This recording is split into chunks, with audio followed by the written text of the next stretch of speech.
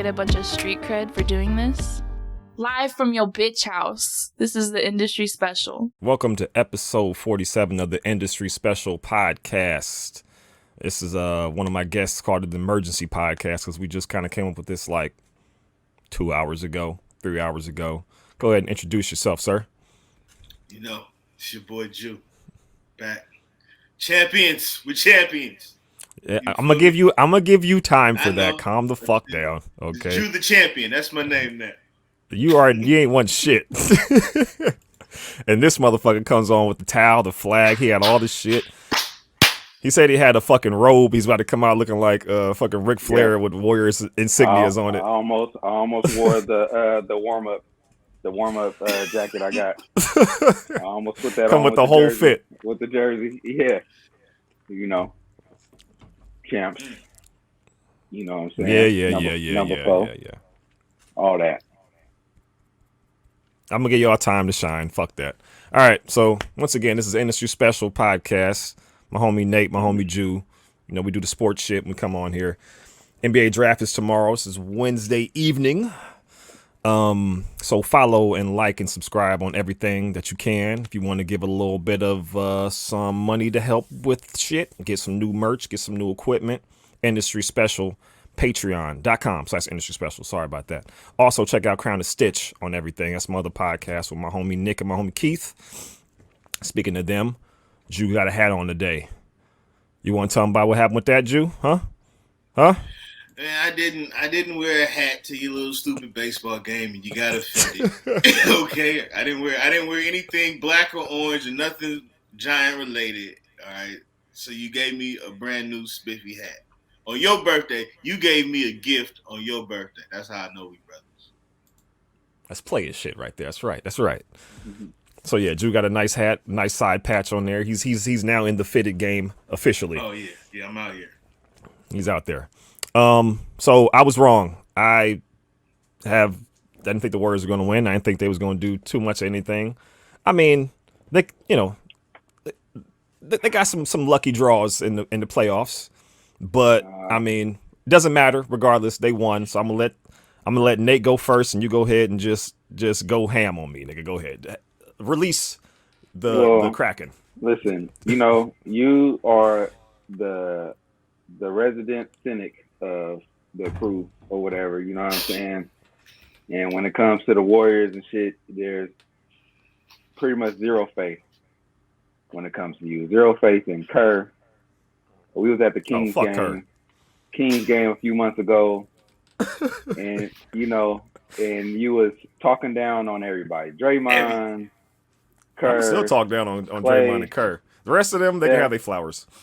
Listen, man, and I've been saying when we first started going to the Warriors game, when I came back to the Bay, I said, that kid Poole, it don't look good yet, but you know what I'm saying? He's got it. He's got something.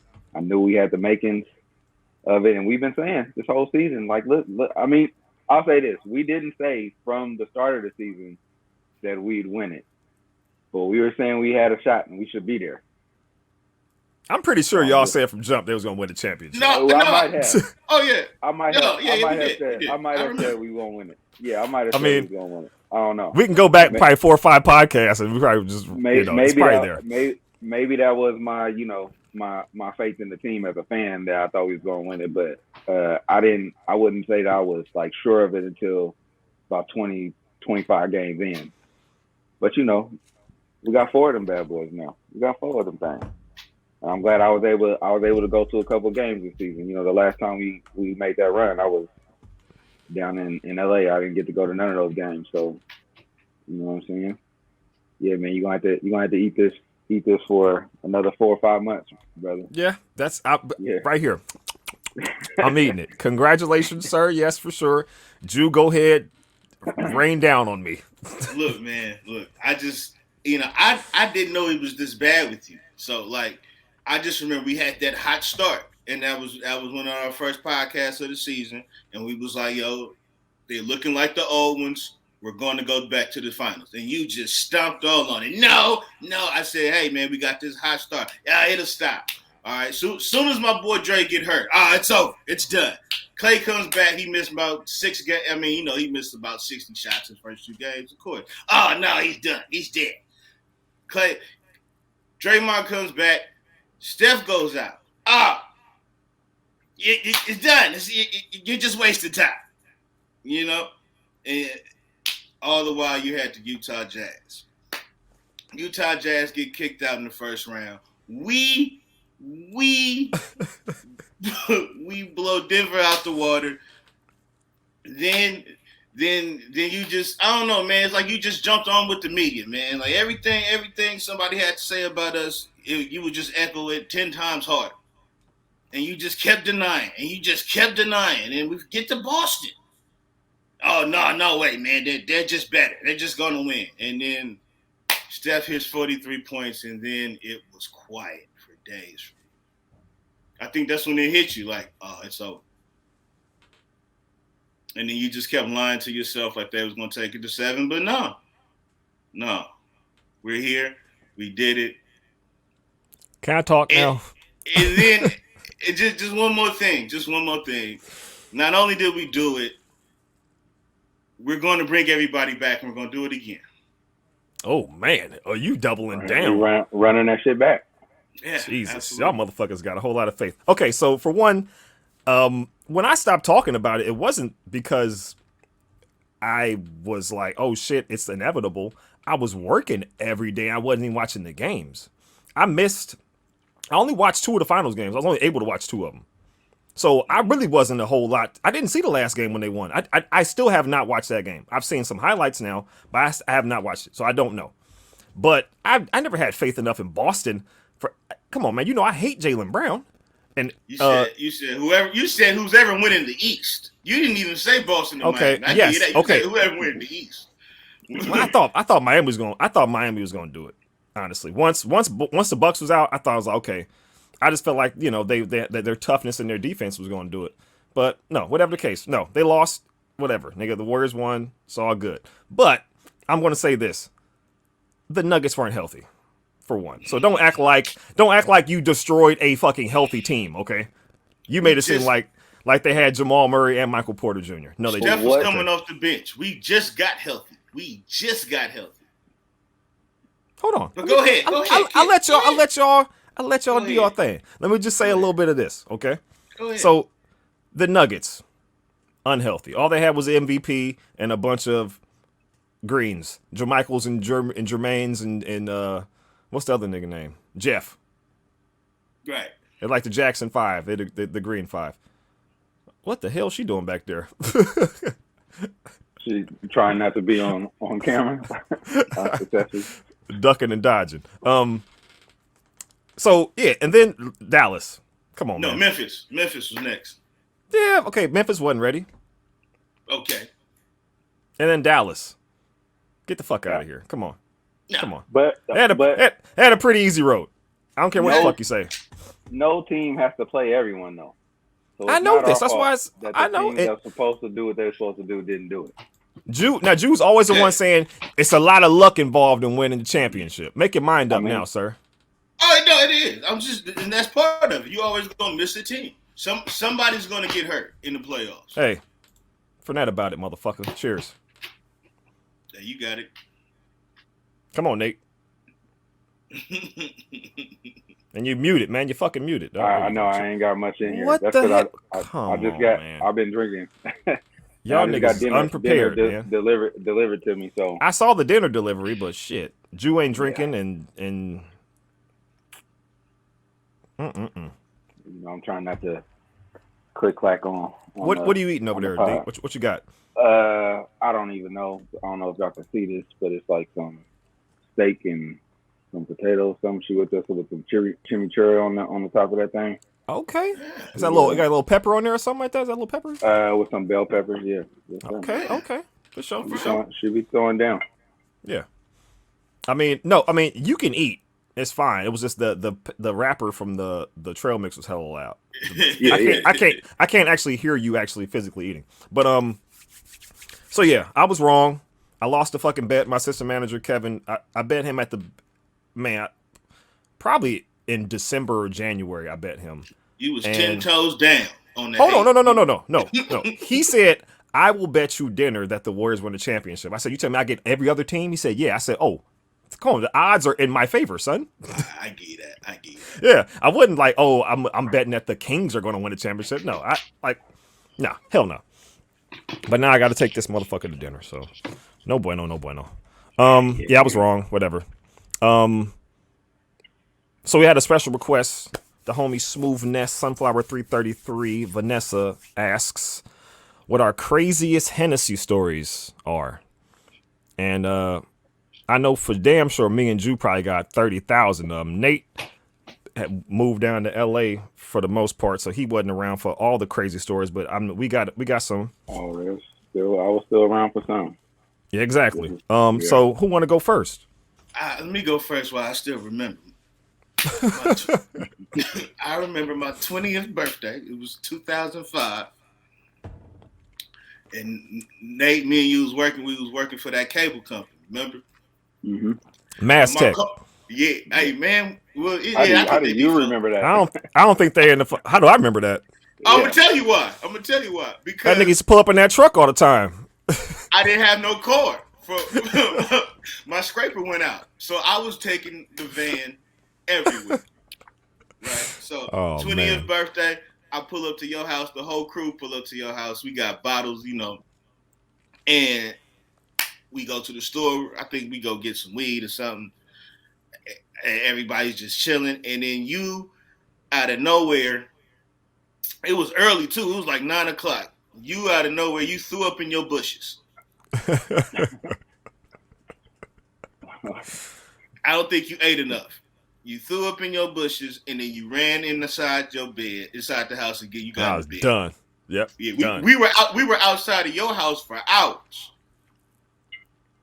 But I remember this. You missed everything. Yeah. Yeah. I remember that. Damn. Hey, when I throw up, it's over, dog. I'm done. I'm clocking out. Anytime anybody throw up in the same night, it's Now, I know some people who be like, oh, I'm going to purposely throw up and then, like, try to bounce back. Not me. Nope. Oh, yeah, no. Nuh-uh. That's the curtain call for me, baby. I'm out. I'll see y'all. Have a good one. That's exactly what you did. Oh, shit. We were drinking Hennessy? You were drinking Hennessy. Absolutely. Regular or Priv? No, I think it was regular because because every once in a while, like, depending on who had some money at the time, if it was a special occasion, we might fade up on some Priv, I think they was selling the frozen ones up there at Uptown to us. You was with that was me, you, and Ben that one time we was on San Pablo and got the Priv from PSD, right? Yep. Dave was there too, yeah. He said, hey, it's on the bitch tonight. We was like, what? You buying us a whole bottle? What? He's like, yeah, man, I hear all over there. Y'all fading up y'all money. This is all good, man. It's on the bitch tonight. For the young players. He said shit. Yeah. I was like, man. And he go outside hopping to 600 bins. I was like, with the white bitch. I was like, my man. Never now be he's a seen snitch. Again.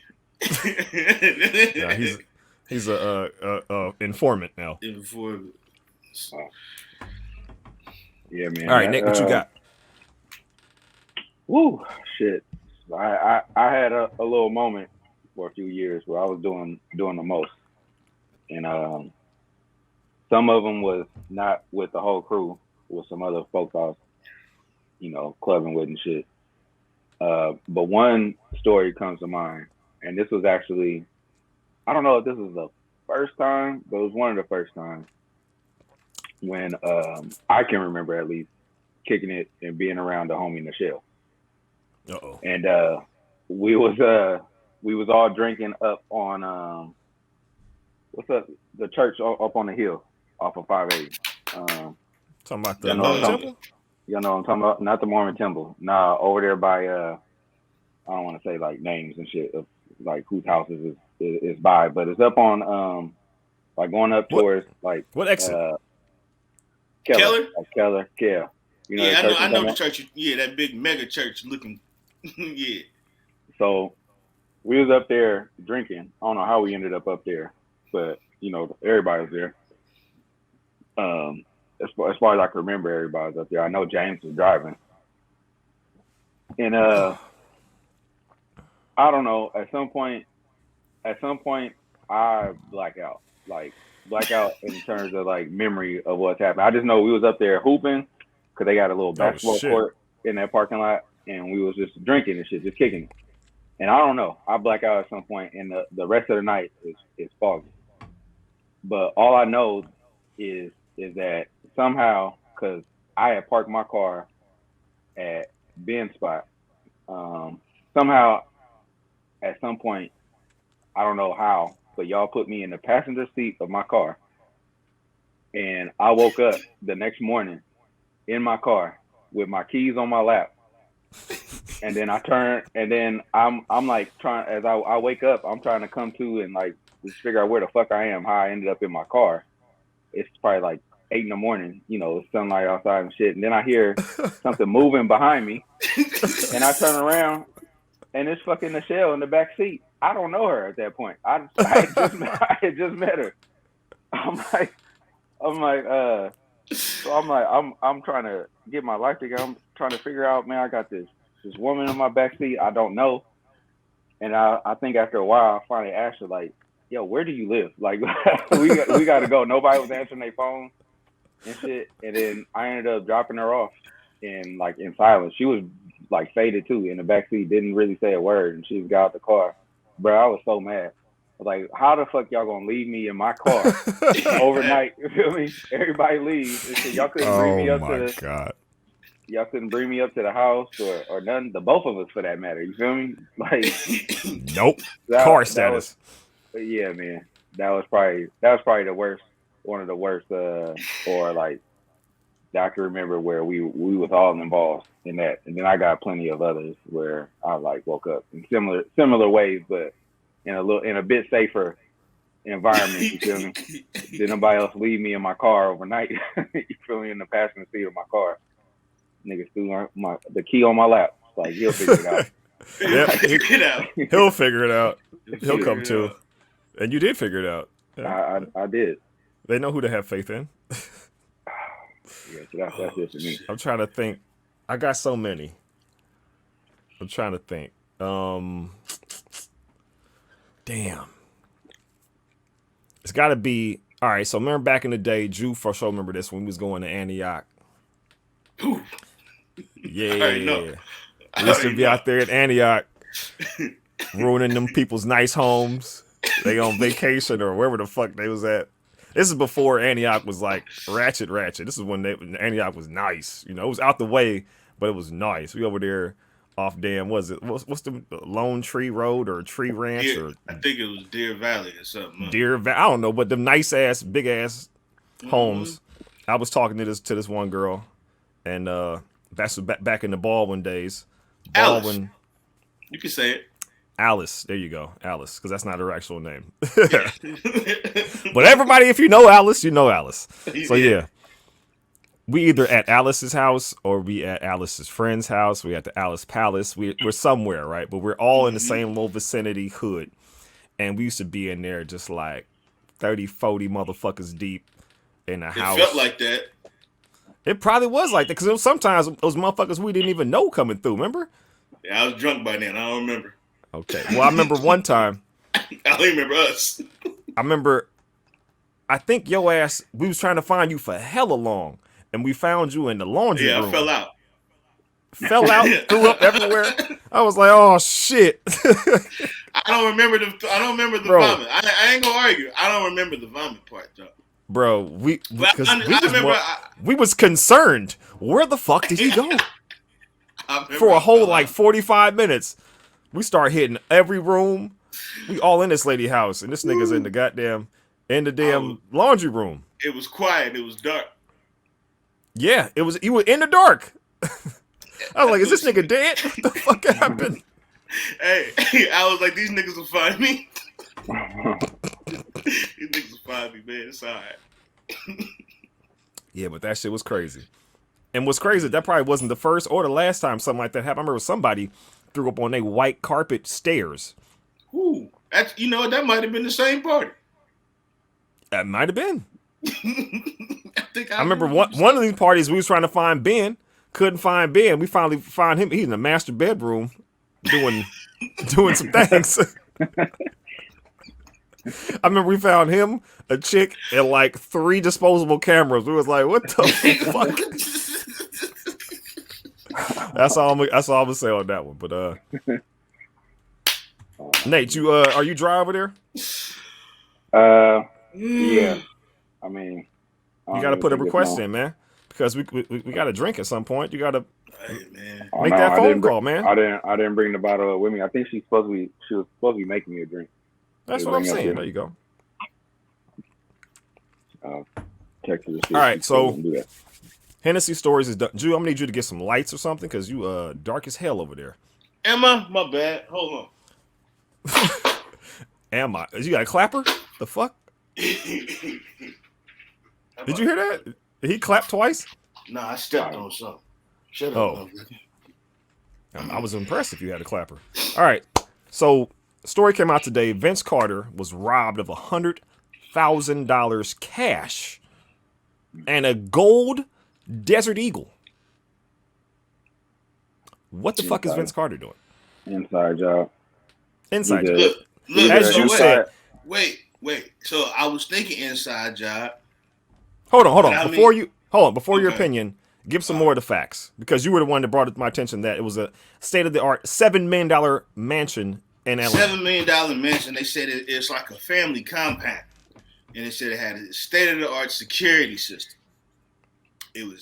He wasn't there, but his wife and his 2 kids was there. Wife said she heard some like a loud bang. Come to find out, they ended up breaking like a front window or something, and they kicked the door off the hinges. They said they went through a bunch of rooms. They took $100,000 in a bag in the closet, and they took 2 guns.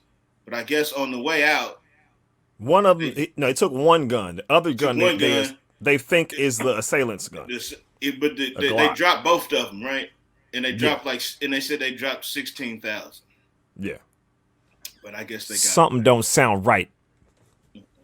Nate, what's your thoughts on this? Sound like they knew where to go. Yeah. And the thing I'll be thinking about when it comes to like rich motherfuckers that get robbed like that, I know it probably likely in most cases is people really getting got.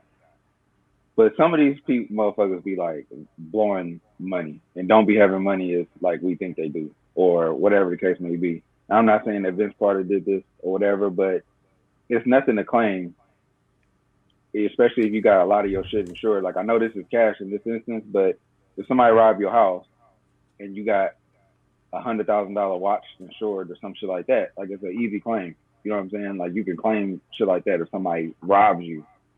And so I don't know. I don't be knowing what to believe when I be seeing that shit because I know that a lot of times these motherfuckers, celebrities and so-called rich people be bad with money and will be willing to do anything to get that shit back sometimes.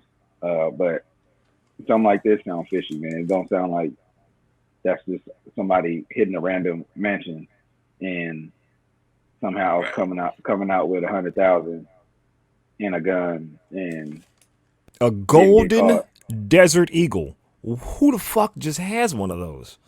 So I'm looking at basketballreference.com and Vince Carter made $172 million. But 2010-11 was his last big contract year where he made 17.3. After that it's 4 million, 3 million, 4 million, 3 million, 4 million, 4 million, 4 million, 8 million because he went to a sack and they got to double pay people. And then 2.3, 2.5. So he ain't made like super duper basketball money in 10, 12 years. But he works for ESPN. But you have a point there. Maybe that's why he stuck around for 22 years because maybe he fucked his money off. We don't know. But something's fishy. For one thing, who the fuck breaks into a $7 million house and breaks the window? Like, what is this, 1940? How did you even get there? If it's a compound style. A compound that has a fence around the whole compound. Probably a wall. If you got a compound, you got somebody on security, I assume, no, right? I'm thinking heavy duty. I'm thinking you can see that you can pull your camera up on your phone. It's 2022. The house was just built 5-6 years ago. Exactly. You know what I'm saying? So I And don't $7 know. million in Atlanta, that gets you a lot.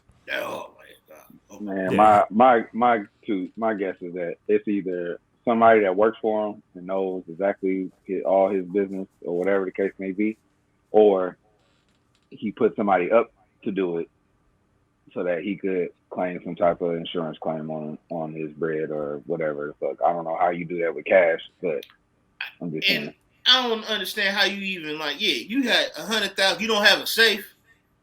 You just got it in the bag in the closet. You got a $7 million house, but you can't afford a safe? It don't sound right. And then if Huh? you got a gun, if you got kids in your house and you got a gun, like it seemed like it was easily accessible. You know what I mean? A gold Desert Eagle, you got to put that in the case. That should be on display. That's not a gun that you use. That's a gun Right. that's an ornament. Right. Somebody just came and took it. I don't know. Maybe it's some more details. Maybe it was in the glass case and they busted everything up. I don't know. But the thing is, like, it just sounds fun. who the fuck breaking somebody's house and break the front window? You break somebody's window, you probably gonna die, dog.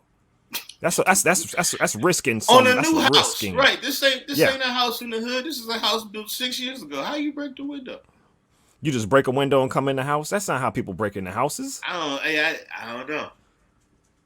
I'm saying I've done it before. That's not how you do it. And it wasn't a $7 million house. $700,000 house. Wasn't even that much, but still, like, no, you don't do that. You don't break the window. People hear the windows breaking. Right. You just gave yourself off right there. Boom, cling-a-ling-a-ling-a-ling. Stone Cold Steve Austin walks in. I don't know. It don't add up, man. It don't add up. Not at all. But yeah, man. So, All right. What you got? I was just about to, I don't know. I just Enlighten me, sir. I'm the only motherfucker driving the car with gas. Oh, well, hold on. That's well, fuck it. We can do that right now. Fuck it. So yeah, how much is gas right now, Jew? Gas. Is I came from the city earlier. It was $6.99. That's $7. I think like 2 weeks ago it was like $6.88, and then like $6.94, and then about $6.99. So I don't know where y'all are watching this from, but gas in California in the Bay Area. The Bay Area. It's reached it's the highest, I have to assume, in the country at the very least. In the country. Absolutely. I mean, it's probably very high in Russia or some shit. Ukraine's probably got $19 a gallon. I don't fucking know. But we're all saying this because Nate obviously has a wonderful wife who brought him food. She's hopefully bringing him a drink sometime soon. But Nate has a wife, but he also has a new bitch. Nate, tell him about your new bitch. I do. So I've been thinking about getting one for a while now. Been putting it off. Been trying to decide which one to get because they are expensive. He was like, "Do I want a light skin? Do I want a dark skin? Do I want an Asian? Do I want a foreign?" Yeah, all of it. So what you settle on? I joined the EV game, and I got a Mustang Mach-E. There you go. What color? It's black on black.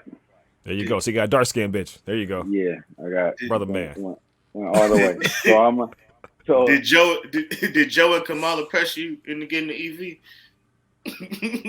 EV? No, my pockets did, and paying $110 even 2 months ago to fill up the other whip, pressured me to do it. Oh yeah. And now I'm trying to decide whether or not to keep that one.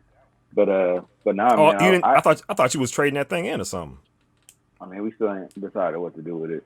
God damn, you got pockets is fat out there in Fresno, baby. Jesus Christ. I mean, I'm gonna pull up on that one.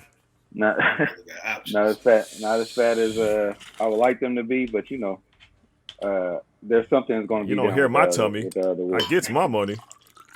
The biggest thing that I would say though, which I'm gonna show, is that since getting it, I put about 50, almost 5,500 miles on it. I've been driving that bitch. She done took it out of town a few times.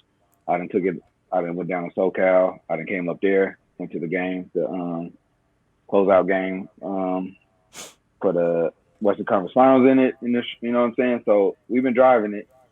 And so in the month and a half, almost 2 months, about 2 months that I've had the car, this is what we paid. So I don't know if that's going to show that. Shit. Can y'all see that shit? $148?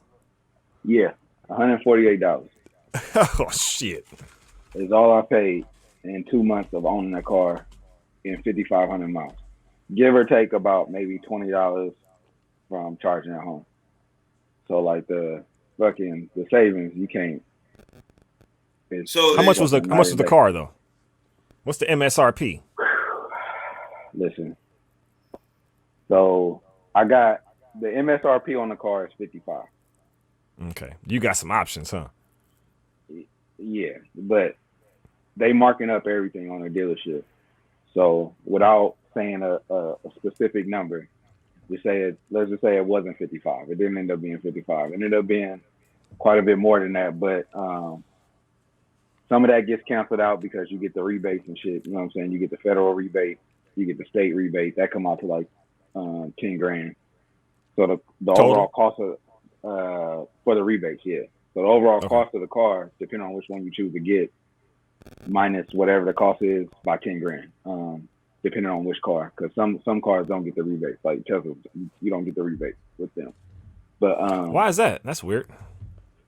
Because you might still get the state rebate, but you won't get the federal one because they only give out the federal rebate to manufacturers that haven't sold over 200,000 EVs of any model. So Tesla hit the 200,000 mark way back in probably 2018. Chevy hit theirs in 2015. So you still got some companies still coming out with like their first model within the last year or two. Ford, this is only the third year of selling it, or second year, the one I got at least. You got Toyota just came out with theirs. So, you still got a few car companies, and not everyone is expensive. Like the trim I got is not I didn't get the base model, so mine is a lot more expensive than it needed to be. But the base model is only $43,000. You know what I'm saying? So you minus the $10,000 you get back in tax rebate, then the car is only $33,000. So now you're talking about something that's a bit more affordable depending on what your options are or what you willing to go for. And then they got something that's cheaper. They got something that's about $35,000. So it just depends on what you want to do. I didn't just want an EV. I wanted something that looked nice and shit too. So that's why I went with that one. But I don't think I even know what that car looked like. Yeah, you're just gonna have to pull it up. I don't even think I got. Yeah, I mean, fuck it. I do it later on, but yeah. Yes, it looks dope. I don't like the Tesla. The only Tesla I think I like is the Model S and the X, but I don't like the Model Y or the Model 3, or at least how they look. Same. The rest of them, a lot of the other car companies that's coming out with them, they trying to make their shit look all like hella futuristic and shit, and the cars just look ugly. You know what I mean? So yeah, I think Ford probably got one of the best looking ones, unless you're willing to start off at like 60 or 70,000 and go with an Audi or a Porsche or whatever. Audi and Porsche got electric ones? Yeah. Oh shit! I see them all the time at the charging station. Well, yeah, I mean, you fucking rubbing elbows with them motherfuckers. Yeah, so the charging station thing, I'm curious about that. So you can charge from your house, but that's coming straight out your electric bill, correct? Exactly. And when you charge at the charging station, what's the time that you take? What's the cost? Is it by like kilowatt, or how does that charge you? It's by kilowatt. And charging like charging is different, right? Like you drive a gas car, it's a gas station fucking every corner damn near. You know what I'm saying? Like you don't think about it. You get on E or close to it, you know that there's a gas station close by. It's not like that with EVs. You gotta be thinking about that shit all the time. Because if I'm low or getting close to low, or I know I'm going to be low, if I go out and run some errands, I got to factor in having to charge in my plan for the day or whatever. So, and charging takes about 30 to 45 minutes, depending on what level you at when you start charging. So you factor that into like taking a trip, like when I come up to the Bay next weekend for the game, I'm gonna have to stop before I get up there and stopping is going to take me about 30 to 45 minutes. I forgot what's going in that game. The rest of the way. Yeah. I was like, what the fuck game was he talking about? Oh. Yeah. So no matter where I'm going, depending on how far it is, I got to leave at least an hour or an hour and a half earlier than I would in a gas car. Right, because I got to factor in the fact that I'm going to have to sit somewhere for 30 minutes to charge. So how much? The rest of the way. How many miles you get on a full charge tank situation? My car, they advertise it at 270. I got the extended range model. But depending on how you drive, I could squeeze out over 300 on there. You know, if I'm driving slow, if I'm not going up a bunch of hills and shit, mostly city driving or whatever. But about 270 on a full charge. On less than full, you looking at about like 200 maybe. So just to give you a frame of reference in distance or whatever, like I can get from here all the way to LA to like Burbank, where the charging station is in Burbank, on one charge, on one full charge. I could probably gotta go to that charger and charge up. Yeah. Gotcha. Yeah, pretty much. And I could get there with about like 20% left. And then and that's with going through the Grapevine, the whole fucking nine. And then kind of the same thing with the Bay. I haven't tried to go up to the Bay on a full charge, but I probably think I could get to like Livermore on a full charge, and then I'm gonna have to charge there because they got a charging station at the outlets in Livermore. So you got like a fucking app for all this and like all that type of shit.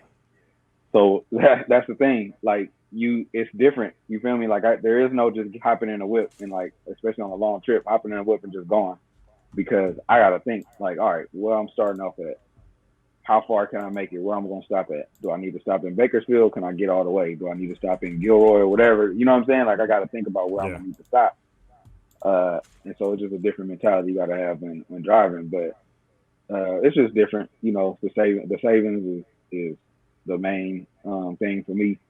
But it's still early though. You know what I'm saying? The range on a lot of these cars is still not like comparable to nothing like a hybrid even, you know what I'm saying? So like anybody that's getting an EV right now, you an early adopter. So you willing to pay to play early, you know what I'm saying? Before they, you know how they always say like you don't want to be when a new iPhone come out, you don't want to get the first, you know, you don't want to be the one getting the first one or whatever. Day one, goddamn it. You know what they're saying? Like they got to work the kinks out and shit. And that's kind of how it is right now with EVs. There's still a lot more that they could do to make the tech better. And I think that they could improve the range on a lot of these cars. So I think in the next few years, they're going to improve it. But the incentive to do it now is that you get that $10,000 in rebate. You know what I'm saying? In tax write-off. So get if you're in the market, good. if you're in the market to buy a car, considering one of the manufacturers that ain't hit their threshold for the rebates would be worth it. Because but you can't even buy one now, though. Shit, you can't even fucking. They hit as soon as they hit a lot right now. They gone within hours. So how the fuck you get yours? Man, I was calling around to once I figured out I knew that I wanted this one. I called around to pretty much every fucking Ford in the Central Valley, all the way up to like the South Bay and LA. I was hitting them up and telling them like, "Yo, I'm trying to get this car. This is what I." So you was on the waiting list and shit, huh? I mean, I wouldn't say I was on the waiting list because they have stopped all the orders. So you can't even order one right now because of the chip shortage. All the manufacturers are behind on their orders. So like I did have an order at one time, but I canceled it. And then and even at that time, their order time for like when you could expect to get your car from the time that you ordered it was like 10 months. Tesla is at damn near a year right now. I think at least the last time I looked. So even if you order one, if a company is still doing orders, you're not seeing your car until a year or longer right now. But the way that it works though is that a lot of times people who have put orders in, they still can decide if they want to buy it or not when they get there. So you put a deposit down, they'll build the car or whatever, send it to a dealership near you, and then when you get there, you can back out at the last minute if you want. And so if you back out, then that car becomes part of the dealership's inventory, and then you can, whoever walked in could decide to buy it or not. But then the dealership gonna mark that shit up though. So knowing that I couldn't order the ones I wanted no more, I just called around to all the dealerships. And you found one. Put myself on told them to hit me up as soon as something lands. So you was on a waiting list. You was on a dealership's waiting list. It wasn't. It's not really a waiting list. It's just like a dealer, a salesman, a potential client. I'm just telling them like, this is the car I want. If something touches down on the lot, when it slide in, hit me up because I'm paying for this bitch. Exactly, and that's pretty much what ended up happening. Yeah. So I just they dying for sales too. Not all of them, though. Not all of them. That's the misconception about the cars right now is that it's not that, especially now when it comes to the EVs, it's not that the dealerships are dying for sales. Is that it's hard for them to get inventory because they're all backed up. Every car takes a chip. Every car has a computer in it practically. So they all competing for a limited amount of inventory. But people are buying cars like crazy right now for some reason. That part I don't understand. I understand the EV part. So all cars are being sold. Hybrids, fucking regular cars, everything is being sold right now. So like when you go around to the different dealerships, at least down here, that's how it is. Like they have limited inventory on used cars and even new cars. So yeah, so they're not hurting for shit. And then especially with the EVs, like you really don't have much leverage because if you went in there talking about, yeah, I'm gonna need you to knock this, that, and the other off, or I'm gonna walk. Everybody, well, nigga, bye. Walk. This motherfucker, you might not even get off the lot before this bitch gets sold. So get up out of here, So you don't have much room to negotiate right now because everybody trying to escape them gas prices and buying. They're selling like crazy right now. The EV. Drew, you think about getting one? Nah, I just hit 25,000 on my car. I got about 6 more years. Damn. Well, 25,000 like left that you owe? No. 25,000 miles. I paid the car off. I bought it. It was only 1,000 when I bought it, and that was 3 years ago. You should look though, because of the shortage of inventory right now, dealerships are willing to pay more for cars now than they were say a year ago. So if you were considering it or willing to even give it some thought, you might want to just see what motherfuckers was talking about. Bro, he spent $148 in essential gas in 2 months. You spending that a week? No, you're not, because you're working from home. But I'm working from home, man. Yeah. But I don't know. I ain't trying to get no note. I just got rid of that thing, and I am loving it, brother. Hey man, cost me about $30 to get either from here to LA and back, or to the Bay and back. $30. Can't beat that shit, amazing. Man. That is amazing. All right, well, yeah, that is amazing. Thank you for introducing us to your new bitch. Yeah, I'm gonna pull up on y'all next weekend. We're gonna ride to the city in that bitch. Oh shit! No, we're not. Can't wait. What do you mean? No, we're not. And you think you just show? Yeah, huh? I parked there for the game. I found a decent parking lot down the road from the stadium. Well, he ain't spending no money on gas. He can spend a little money. We gonna fade up on the parking spot. Fuck it. Hell yeah. Yeah. We could park by Tempest. Hey. They got a nice parking lot over there, and then Uber or scoot down that bitch. You ready, Jew? Tempest. It's electric. Yeah, I'm jumping on your back, motherfucker. Hey, this nigga Jew is hooked on Tempest now. I was like, bro, calm down. That food and the drinks, man. Yeah, and he was drinking cocktails. I'm like, it's not the cocktail bar, dog. You give a shot in the beer. He's like, yeah, make me an old fashioned. He's like, man, them snow bunnies was hooking it up. Whoa, calm down, sir. I can't say snow bunny. You did already, so fuck it. The damage is done. His name is @OldManJew on Twitter. His Instagram is disabled currently. I'm sorry. Wait, snow bunny is a slur? I didn't know that. Is that what is that? All right, so NBA draft, right? It's coming up tomorrow night. Oh, we ain't talking about the draft yet. No, that's why you jumped the gun on the gas shit. That's what's been the last thing. I did. So NBA draft. I was looking at the bottom. It's all gravy, baby. It's all gravy.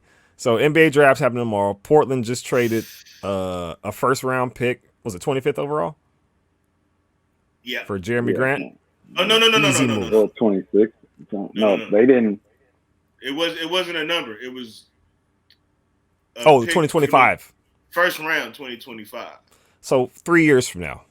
Yeah. 3 years from now. So God knows what the situation is going to be in. And then they did a pick swap on the second round, whatever the case. But they got Jeremy Grant, who is a very good role player. He's not as good as his daddy, but he's pretty damn good. Is that enough to keep not Kyrie Irving? I saw that over there. Is that enough to keep Dame happy? Or you think Dame's going to, in the next 12 months, say, man, get me the fuck out of here? I don't think they done. They got a lot more to do. They got one good player, but you took one good player from them, so you just gave them one good player back. You still got more work to do. Who you talking about? You talking about Portland, right? Yeah. You said they took one. They took CJ. They didn't take him. They gave him away. They traded him. Well, I'm saying you took. You know what I'm saying? You took him from Dame. Yeah. Shit. But but see, that's like a Monte and Steph situation. They weren't going to win the right way together. Yeah, it was a good Somebody move. had to go, and then he had to go. Yeah, absolutely, it's a good. They should have got a little more from him, but yeah. Yeah, no, they was dumping salary. I think. Mm-hmm.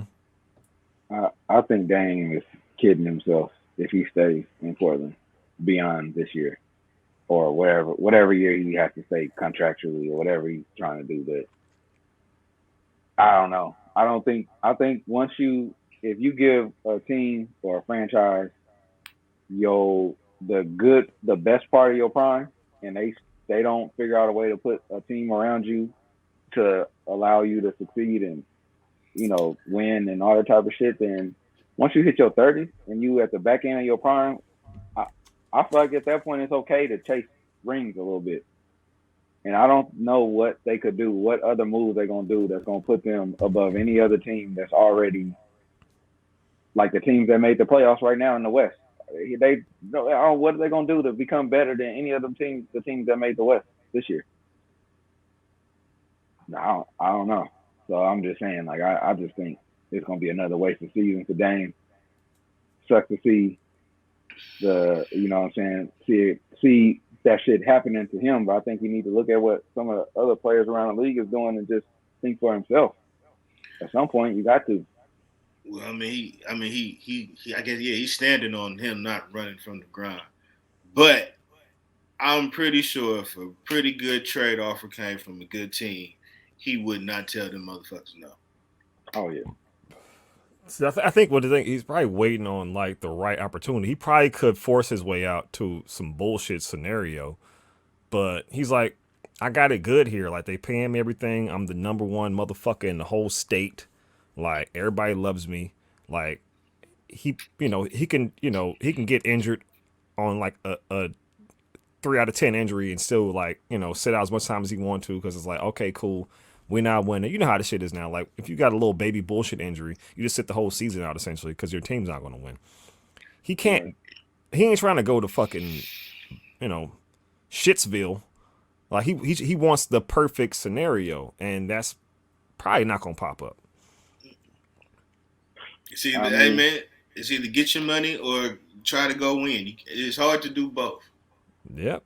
And if he try to go win, it's gonna be him taking a step back on the roll. Take a cut. He gonna take a cool cut. And where you gonna go? Cut on everything. A money cut, a roll cut period.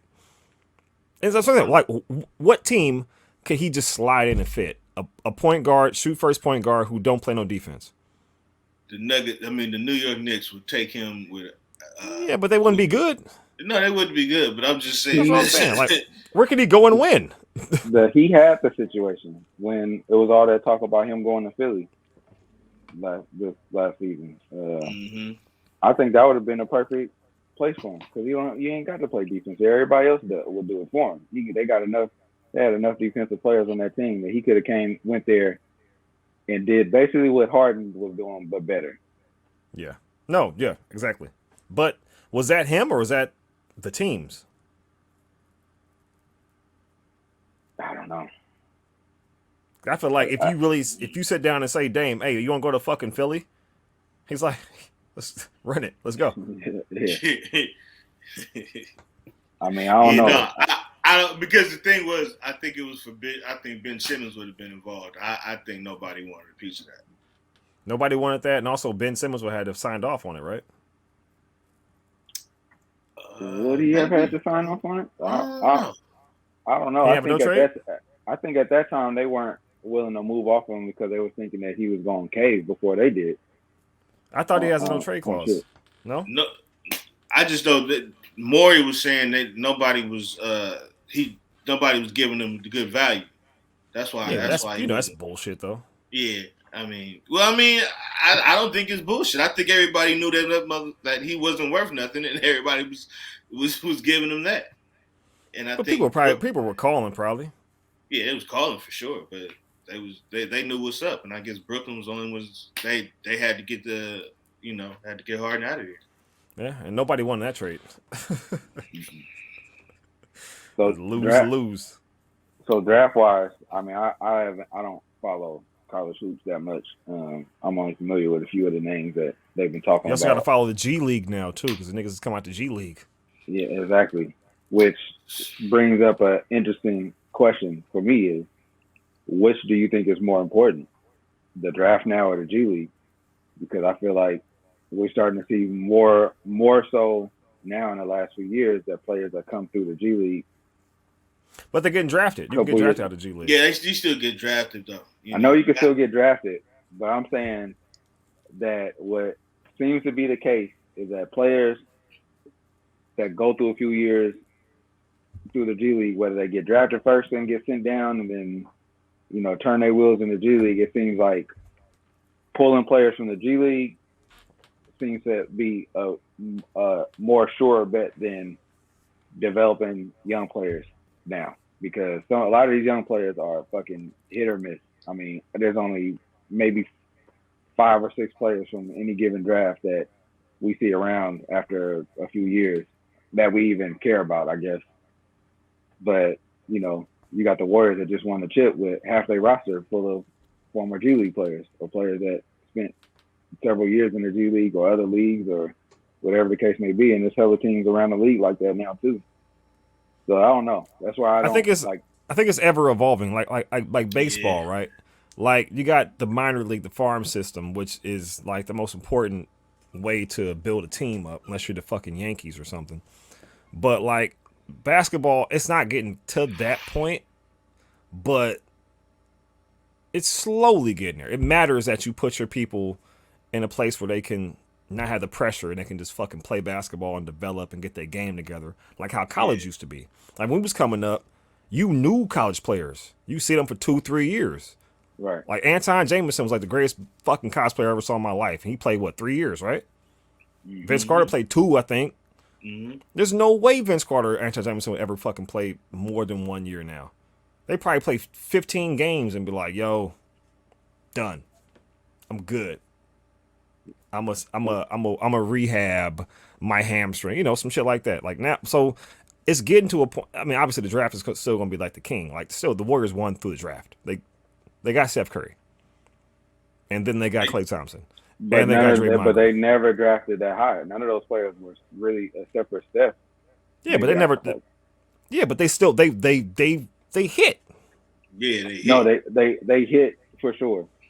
And I guess the question or the thing that I think about now too is, so for example, Andrew Wiggins is a good case of this, to where top draft picks often go to horrible situations, and then depending on the player and that player's own mental fortitude or whatever the case it may be to play through all the bullshit and try to succeed through the bullshit, you see a lot of players, these top draft picks, go to horrible teams, and then their careers get fucked off because of the places that they go to or the organizations that they go to.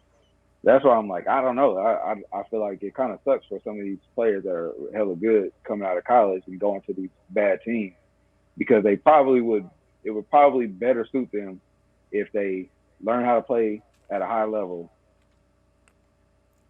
getting minutes though, meaningful minutes, in the G League and shit like that, and actually being coached. Whereas you fucking getting thrown out there like Jalen Green in Houston and shit like that, even though he was putting up numbers and shit, like they didn't do shit this year or any other team. Let me tap in this, Well, and hold on, Drew. I'm gonna do something real quick, and I'm gonna throw it to you real quick. So, certain players though, they kind of supersede that. Like LeBron was in Cleveland, right? Anthony Edwards, he played his first half year, his rookie season. He was fucking terrible. He couldn't shoot, he couldn't dribble, he couldn't do a damn thing. And all of a sudden, it clicked, right? Then you got players like Michael Olowokandi, and you got players like Anthony Bennett. You got players who just never wasn't good in the fucking first place, right? And then you got players like Andrew Wiggins. So he came like, I remember in college, I was like, yo, like, I see the athleticism. I don't see the game. I don't see the game yet, but obviously you don't draft on game. If that was the case, JJ Redick's your number one draft pick every year. Like, you know, some fucking, you know, what was the guy from BYU? Jim. Fredette? Jimmer, Yeah, exactly. Fredette, yeah. That's what, if you just drafting on game, then you draft the people who play 4 years and they not quick, they not explosive, they ain't got no jump, they ain't got no bounce. So you draft on athleticism and hope the game follows it, right? So Andrew Wiggins is finally getting to a place where seems like he's comfortable and confident. So he's getting to where he should have been. Fucking what, 5, 6, 7 years ago. But that's a rare case. Like, how many number one draft picks get to be on a shit team and then go to? It's been a few, but not many. But I guess that's the point, is that like most number one draft picks are going to a team where they're immediately expected to be the guy. Like the low, you are almost immediately, you become, as an 18, 19-year-old, the best player on that team, and you're Like expected football. to do it all. And a lot of those guys ain't ready for that, nor are they really that type of player. You know what I'm You saying? could Like, draft Jared Goff. Yeah. You could draft Cam Newton, or you could draft Aaron Rodgers and say, go sit behind a Hall of Famer for 2 years. And Or you so, throw him in the fire. Sometimes it hit, sometimes it don't, you know? but what if the fire is the wrong fire? You could throw somebody in the fire. It often is the wrong fire. Hey, It's the wrong fire. think about if Steph Curry got drafted by the Minnesota Timberwolves. Is Steph Curry a champion? No. Thank you. He He was still drafted might- by he the still perfect coach who gave him the perfect opportunity. And then they said, you know what? We're getting rid of the motherfucker who's hindering your opportunities, and we're going to go all in on you. So, Most places don't do that. Another example of another player that everybody's saying could be one of the better players in the draft this last year is on our team as well, in Kuminga. Any other team, he's getting heavy minutes, and he's probably in the running for Rookie of the Year or some shit this last year. But I don't know about all that. I mean, he might have. I'm just saying. I didn't say he would win it. I said that he would be maybe talked about at some point during the year about it or whatever. So you think he's better than Scotty Barnes? No, not right now. So I'm saying, so But Scotty yeah, Barnes but the thing had is some he meaningful minutes. He still doesn't- played about, what? Like Scotty Barnes played, what, 24, 25 minutes this year, maybe? But they needed Might Scotty win Barnes more, man. to win. Dude, though. why are you so We- dark again? What the fuck happened? It's like the sun going down. Smooth shit. Oh, I thought you had lights in this bitch. Jesus Christ. There we go. Thank you. Appreciate it. Yeah, that's what I'm saying. Like Scotty Barnes is needed for that team to play a major role for them to do anything. And Excuse me. we brought Kuminga along slowly to where he started playing more meaningful minutes as the season went on, but he wasn't ready. And maybe he would have been ready for a different team to play shit minutes and, you know, do whatever. Maybe score 15 to 18 points a game on a shit team, but does he become great after that? So that's all I'm saying is that I think. Well, you can say the same thing about Masamugi and Musamoda. Yeah, I think he got a chance to maybe have a bigger impact than Kuminga sooner. I feel like he may end up playing more minutes than Kuminga next year because I think he's smart. He's a smarter player than him. But What's my man's from Oregon, Jew? Who got drafted? Who got drafted? Who went to Indiana? Indiana. Oh, Duarte. Man, if they'd have had Duarte, bruh, you know I was telling you, I was like, bro, Duarte, come on, bro. They'd have swept everybody in the playoffs. Duarte kind of old though. Yeah. And He's ready. He's there's no need for him to. He's already ready. He came ready. He's like Lance Stevenson, born ready. That's what I'm saying. That's what I'm saying, though. At the end of the day, I'm saying for like teams right now that are in the mix, maybe drafting somewhere around, I guess, 5 to 7 to like 15. You know, you drafting around that area. I'm saying like those players are going to come in and probably be impactful or whatever. Who knows? You might hit and get the next Steph or Clay or anyone else that gets drafted mid round. But I'm saying that from what I've just seen from this last year or two or whatever, the players that's making the most impact on teams that end up making deep runs into the playoffs are players coming out of the G League that have spent some years in there, had some run, maybe had they moments on some teams, but Who else really, outside the Warriors you talking about here though? any team. Their The bench Bucks is, had somebody? the Bucks had a few G League players. Did they have? I'm asking. I don't know. I have no idea. I can't think of nobody on their roster I right now. I defer to I you can't. on this amateur can't. basketball stuff. I can't. I mean, I think Miami had some dudes from G League for sure. They didn't win though. They got to the Eastern Conference Finals. That's that's pretty Yeah, good. that's all I'm saying. Deep run. So I don't know. I'm liking where the G League is going and how, and the fact that the league allows for extra roster spots to keep players around now. I guess they're keeping that around because of COVID or some shit. But for the two-way players and all that. yeah, for the two-way players. Yeah. So I mean, I'm feel it. I'm with it, but at the same time, like I don't know enough about it to myself personally speak on it too hard. But I can have an opinion on what y'all think about Bradley Beal. This is kind of a Dame also scenario, so we ain't got to go too long into it. But what the hell? What he gonna do? He's in between a rock and a hard place because he getting all the money, he getting all the buckets, but he ain't never gonna win. Not there. If he walks away, I think what they trying to give him like $250 million for 5 years. I think 50 a year. I think it's $55 million a year. Woo! See, and then I if he walk away from that, I think he only can get what, like 30 something, maybe 40. 40, I think. How old is Bradley Beal? Is he 26, 27? 26, 27. So you get the. He's in his prime. Yeah. He coming off that rookie max, yeah. But like, if that's the case, I'm looking up to see how old he actually is. But while you do that, I want to say this: Bradley Beal scores so easy when he's on. It looks like when Clay hit 37 in a quarter. When he's on, it looks like he's not even trying. It looks like he has a string on the ball, like he's a fucking acrobat. He's just a magician with the fucking shit. No, he's true. Definitely one of the top. I don't know if he's top 10, but he's up there in the league. He's top 3 scorers. Period. He almost got the he got hurt at the end of the year. That's why he's Steph like got the. He's like point something off of scoring title. He a bucket, but I just looked it up. Bradley Beal is 28. 29. Make y'all mind up. Y'all gonna fight over it? He turned 29 this year. Okay, he's still in his prime. But he's almost 30. So, how many more contracts are you going to get for this much at 29?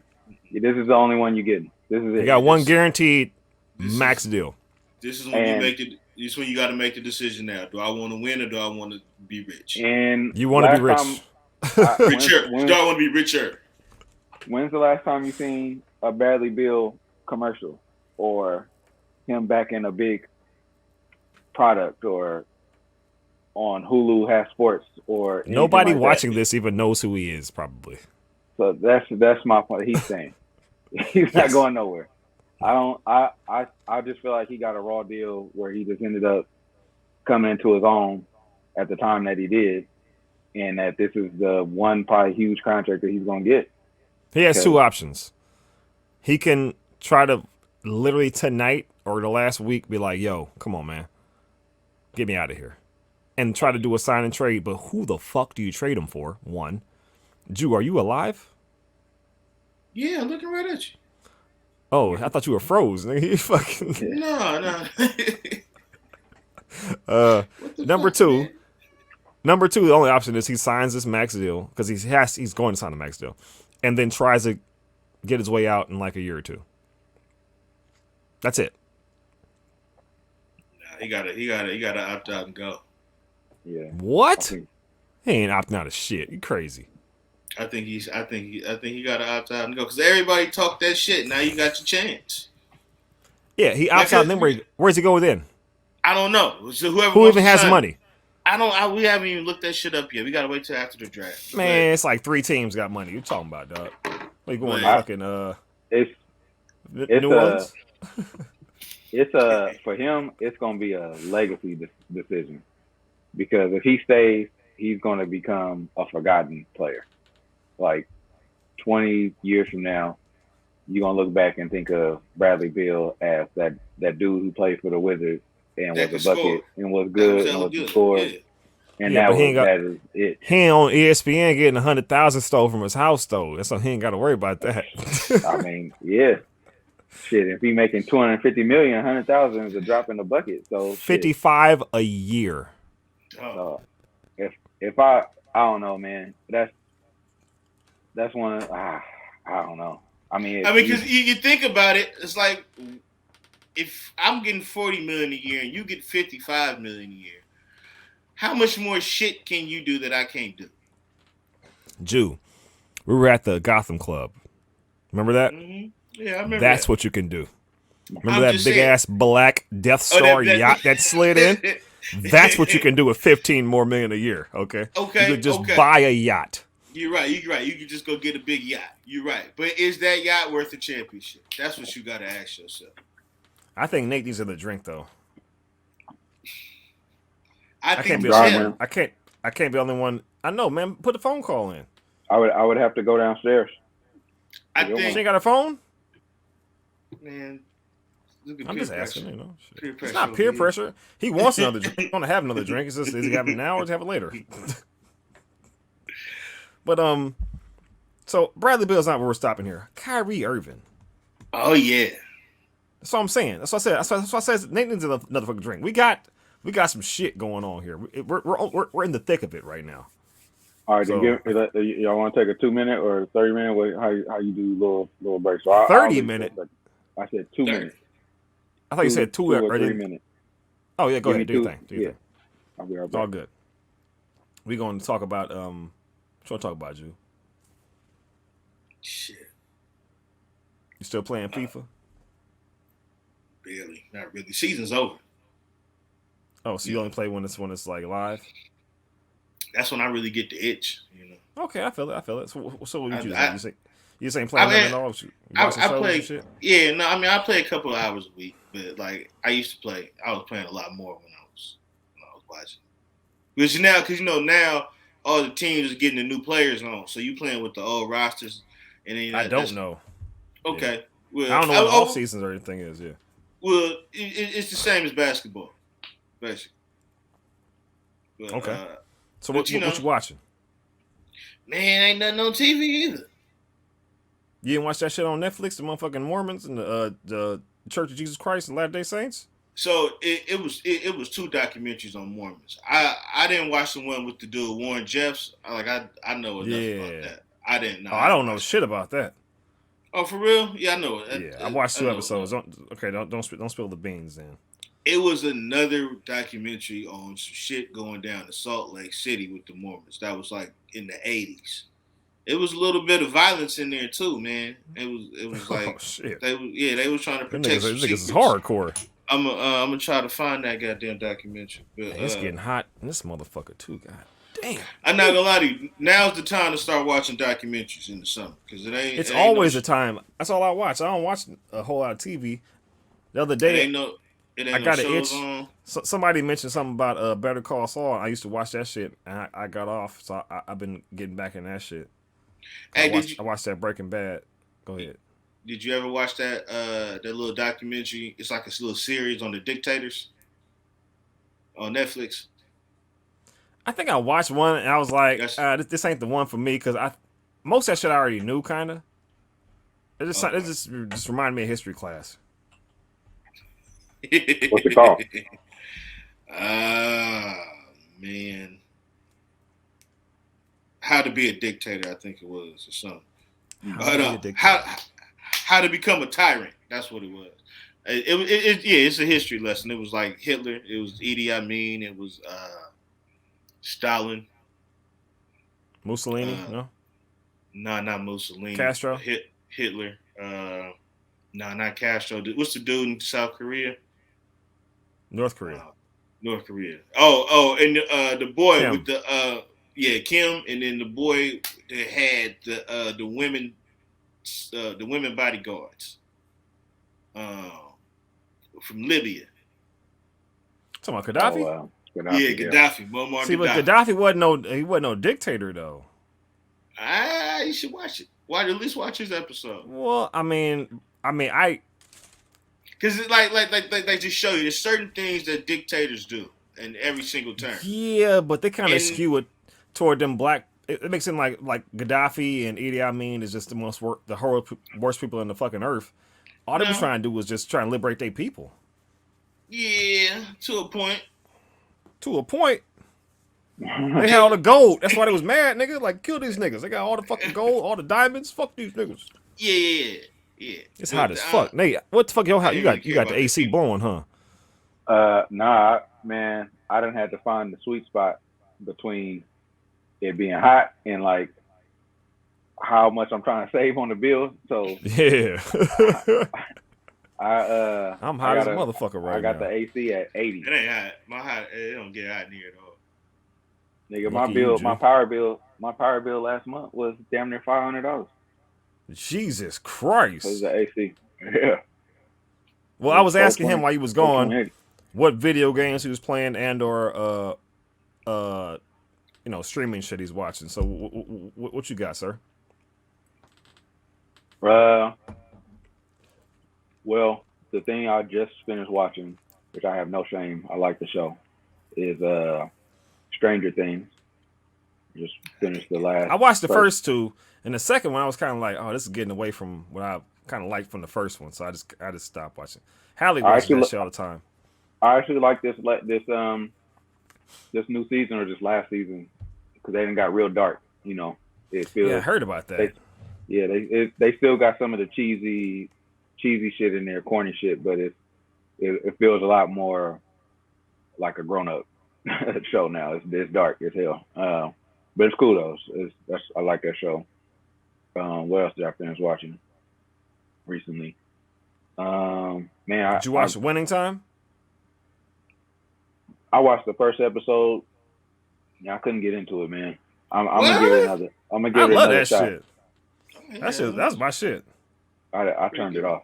I didn't even get through the whole episode. But maybe I was just watching it at a time where I just wasn't. You know what I mean? You know how sometimes you gotta watch something at a time when you can really be engaged or whatever. So I'll give it another shot. I just watched that cop show on HBO. We Own the City. I've been watching that too. Yeah. On what? Yeah. It's on HBO Max. It's called We Own the City. Oh, nigga, I didn't know about this. Okay. Oh, bro, it's a true story. Like everything is true. I'm looking it up right now. And then, hey, as soon as you watch the series, I got a documentary. It's called We Are the City. We Own the City. We own the city. We own the city. Okay. They got the documentary on HBO Max too about what happened on the last episode. I'm not gonna give it up. Oh, this is some. I thought it was a documentary. It's a series. It's limited though. It's only 6 episodes. They get right to it. The first thing they had is Chernobyl: The Lost Tapes. I'll put that on my save list. All right, what else you got, Ju? You just said after that I got a documentary for you. You just said. Oh, it's called Slow Burn, Slow Hustle. Slow Hustle. The Slow Hustle. Something like that. This documentary chronicles the mysteries behind the still unsolved death of Baltimore police detective Sean Suiter. Right. So watch the show first, and then watch that. And then watch what? Oh, and then watch the okay, gotcha. Cool. Yeah. No. Watch We Own the City first. Okay. Yeah. I haven't watched it. So they're done with all the episodes. All the episodes are aired. Yeah, it's only 6 of them. Last one I watched, I think, was like episode 3. But Hey, I y'all gotta niggas watch finish Harry it. Potter and shit? Nah, Shut up. I couldn't get into that neither. No, I'm just asking. Like, I mean, I watch Star Wars. I don't know if y'all niggas are Star Wars people. So I fuck with Star Wars. Nah. I don't fuck with Star Wars, man. So Uh-uh. think that like TV wise, used- those are the only couple of things I've watched. We Own the City was one I gotta finish. Movies, I watched Hustle, which was decent. Yeah, I still gotta watch that. Yeah, it was cool for basketball fans. It's a good movie. Seen that Top Gun Maverick. Yeah, man, but that's about it recently for me as far as TV and shit go. Hey, back up. Kyrie Irving. Yes. I think he gonna stay. I mean, what options does he have? Okay, so look.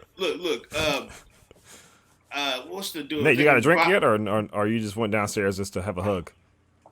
No, she just bringing it to me right now. Oh, well, ain't that perfect? Tell her I said hi. Thank you. They said hi. Yeah, I got. She she put sugar on the rim.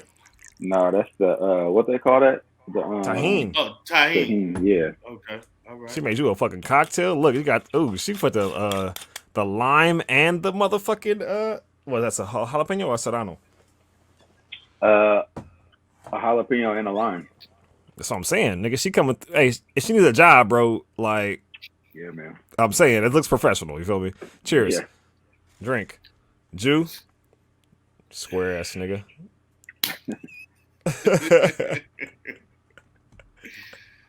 Damn. Mm. But no. So the dude Bobby Marks, he got on ESPN, right? And he So Bobby said, Marks? Bobby Marks, yeah. Yeah. He said they offering Kyrie a 4-year deal. He didn't put the money up with it yet. It's But probably he max, said- I assume. Yeah. So he said the first 2 years will be guaranteed, Oh.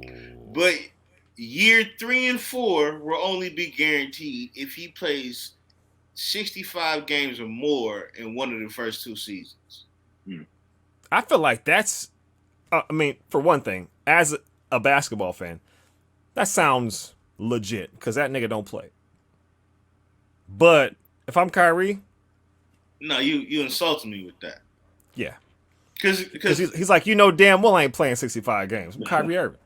look, he He played what, 6 games at Duke and got drafted number 1 overall? yeah. That nigga ain't playing. Come on, man. But so the thing is though, I mean, because like coming from him, it's like, the only reason I didn't play was because of the shot. Now that shot ain't a deal, I'm a play. Right? So now what you're doing is you putting injury restrictions on him. Now that's I'm not looking cool. up Kyrie Irving's stats right now. Oh, go ahead. He has he played more than 65 games 1 time. Yeah, but 67 games. I'm saying last year, His last year in Boston. last season was the different circumstance of why he didn't play a bunch of games. Oh no, he played because it wasn't okay. injuries. 3 times. Sorry. The other times was Cleveland, right? His first Yes. couple of years. Yeah. Wow. Yeah, I think he ends He's up not staying. the healthiest man on earth. That's for damn sure. I think he stays for. I think that veganism. I don't know. The Nets end up caving because if he goes, Durant goes. That's what they saying. That's what they saying. That's his main leverage. If y'all get rid of me, he gonna get pissed off and he ain't gonna want to be here no more. Yeah. And if that happens, then everything they did the last 2 years would be for nothing. Well, I mean, Yeah. What about Ben Simmons though? I think he's done. He got to show me something because too much shit went on with that. I mean, back. hold on. What you mean by done? I mean, he worse than Klay Thompson. You think Klay is done? I think Ben is done. So you're saying that he's not good anymore? I don't know. All right, so look, I think that back. I don't know. I mean, I don't think he's coming back. Ever? I don't know. You can't. There's nothing. There's nothing that's telling me that is going to be better. He didn't play a whole fucking season. He didn't do Yeah, but I shit feel like last that season. I feel like most of that was him just being like butthurt about him not shooting free throws in Philadelphia and him leaving that, and then him just being a soft ass motherfucker. And I feel like he's just soft. I don't know if he's done physically. I feel like he's healthy. I feel like he's just You feel like I'm he's not healthy? ready to play. Yeah, I don't think he's healthy because I can't fathom a reason for him not to play in Brooklyn. bruh. Okay. So he was ready to play at the beginning of the Right. season, and what happened? He didn't, What it was? he didn't want to play with Philly. Depression. I No, I'm saying get I'm saying that. I'm get using that. his excuses. His excuses were Right. I'm not playing because I'm stressed, Right. anxiety, I'm yada not yada, talking whatever about the Philly. fucking thing. I know. I'm When saying he though, got to Brooklyn, according to him, he was healthy to play then. that's why he didn't play. Cause that nigga got all the excuses. Because he wasn't healthy, bro. You think all this was he wasn't healthy? All of it? I think Why not that just say he back wasn't is- healthy then? I think he's back because I mean, they didn't start talking about his back until he got to the Nets, right? Like, I didn't hear that. that motherfucker had an epidural and he had some other type of procedure. Like I don't think it's good. And we all know once that back go, it's bad. Yeah, well, the back thing I think is over, just like the ACL thing is over. Like David Robinson was a back scenario. That's the only back scenario that I can remember where it ruined somebody's career, and he still played 10, 12 years. And that dude played 4 years of college, and then he was a grown ass man when he came in Rookie of the Year. Right. Like Right. Rookie of the He had Years to go back to shit. then was different. Like you were a grown ass man coming in, beasting up on people. The only I don't other think he person I worth could shit. think of is Tracy. His prime got cut short because of his back. He also had knees too. Yeah. He had a lot of injuries. Usually, when you got a back thing, it's not just a back. It's like every other thing. Is like Yeah, Penny had a back thing. It sets off a whole bunch of other shit. Yeah, but when last time you heard about somebody whole career being done because of the back? It's been a minute, bruh. I feel like we got to the point now where it's enough shit to fucking offset it. I'm not saying he's not suiting up again.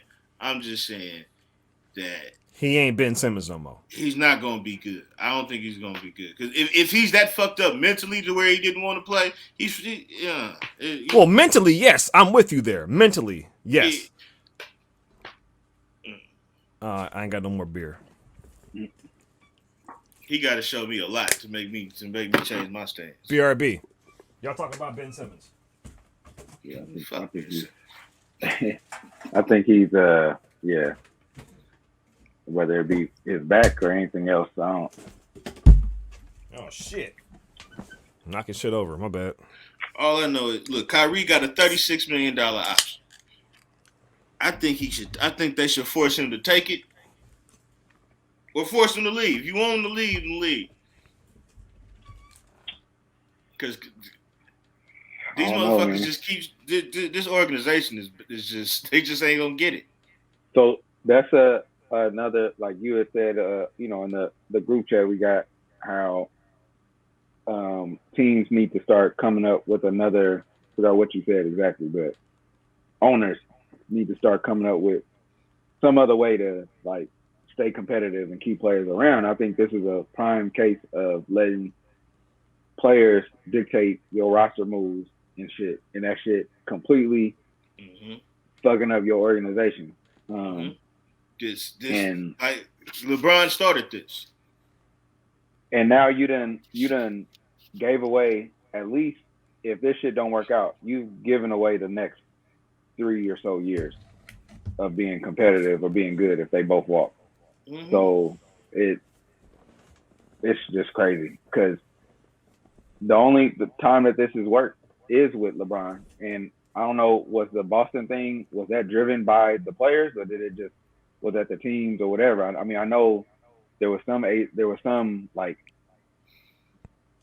You talking about I'm talking about KG and Ray Allen? KG, Ray Allen, and I think that Paul was Pierce. that was the players. It was both, I think, really. Yeah. But I'm saying though, so But I've been hearing in the media they talking about Kyrie to the Lakers though, and the media is the media for sure, but sometimes they spark shit that motherfuckers don't even know. You think there could be anything to that? Nah, because what would you trade? It has to be Westbrook. So, do you think KD wants to play at Westbrook again? You think they want to end their career together? Hell For no. one thing, I don't think it even matters what Durant wants. I think he's kind of fucked in a position right now. It's like if Kyrie's saying he's done, which he always is done with he's always been that way. Like, I'm just done. Get me the fuck out of here. And if they're like, well, what the fuck can we get for, what are you going to take, John Wall? That's what I'm saying. I don't think they make a trade. Yeah. Or you just have a Kyrie who don't play? Does that even make the Lakers that much better though? It makes them a lot better. It makes them offensively. Better. I mean, they can score 115 points now, but they're going to give up 150 probably. That's what I'm saying. Like, they already. Well, depending on if Anthony Davis is Anthony Davis is healthy and Anthony Davis, he can do enough that he can negate probably 15, 20 points off the scoreboard. But still, LeBron ain't playing no more defense. It would be a lot better than what you saw last season. Yeah, a ton better. But he's going to be. The thing is, Westbrook's a lot healthier than Kyrie is. Yeah, Westbrook shows up every game. Do you want 75 games of terrible Westbrook, or do you want 45, 50 games of no defense Kyrie Irving? They're damned if they do, damned if they don't. I don't know. I feel like tomorrow it's going to be some shit going down, though. I feel like it's going to be some shit that we're going to be surprised about. You can't put Kyrie on the team with Anthony Davis and LeBron, because LeBron going to be able to pick his days off first, and then they all just going to have a tizzy. Like, no, I don't want to play this day. And how you? But LeBron don't take days off like them niggas do. Exactly. So that's LeBron show up. That's the problem. So the days that he not finna take off, that's the days that Kyrie's finna take off. Like, nah, he take too many games off to be playing with LeBron. I don't think that could ever happen again. I don't know. I just think they got too many. Both teams is in deep shit, because I think the Nets are in a better position to at least make the playoffs and be dangerous. But with or without Kyrie, the Lakers without him probably don't. I don't know. They may make the play-in next year. I don't know. I don't have much faith in them as a team right now. Who's that? The Lakers. I don't think they. You said they might make the play-in? I think that if they make the playoffs, it's gonna be in the play-in. You talk about a nigga that don't play 65 games? They can only play 65 games. AD is getting worse and worse. I think they might miss the playoffs again. That's my prediction. That the Lakers. What's your prediction of the Clippers then? Because they way more hurt than the Lakers are. I like the Clippers. PG. I'm saying Kawhi didn't play at all, and PG played 15 games. Clippers got more depth though. They got a better team overall though. They've made it to damn near to the playoffs without both of them niggas. They won 3 more games? They got a better coach. Definitely. They was in the play-in just like the Lakers were. Like, they're in the same fucking hole, dog. If both those teams are healthy, huh? The Clippers got a better team, bro. Yeah. Okay, well, I'm saying though, but they were not far off. Is what I'm trying to say. Yeah, but when you put Kawhi and if you're saying if both these teams are healthy, you're telling me that the Clippers are better? I'm still taking the Clippers. I would take the Clippers. Yeah, I'm not taking the Lakers. So Kawhi, Paul George, and who? That's it. That's enough for me. Okay, I'm gonna take LeBron. They still got what's They still got Reggie Jackson and they got the twin. But those two niggas. And the Come white on, and son. the white boy that was Zubac. You don't even know his name. I know, Yeah, but Zubac is his name. what Yes. Zubac. not Zubac. I'm talking about the shooter, the other guy. Luke Kennard. Yeah, I like him Oh, too. come on.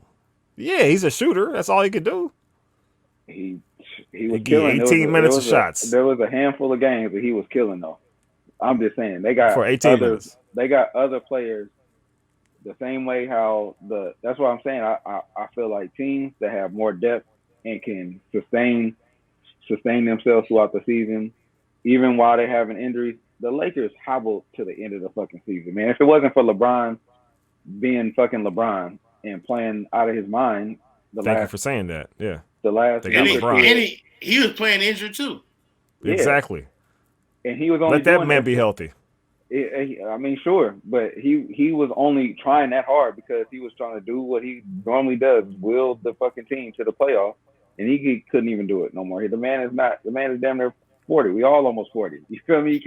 We are the same age as him. Yes. Yeah, he can't keep doing it, man. He can't keep doing it. But I'm saying though, but the Clippers don't have anybody on their team who can do that. Kawhi has never been like, you know what? Everybody get on my back.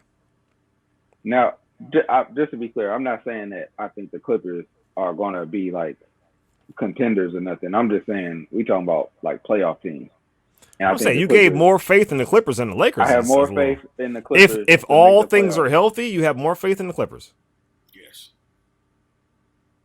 If at the start of the season to the last game of the season, I feel like the Clippers have a better shot of making the playoffs. Especially if Russell Westbrook is still a Laker.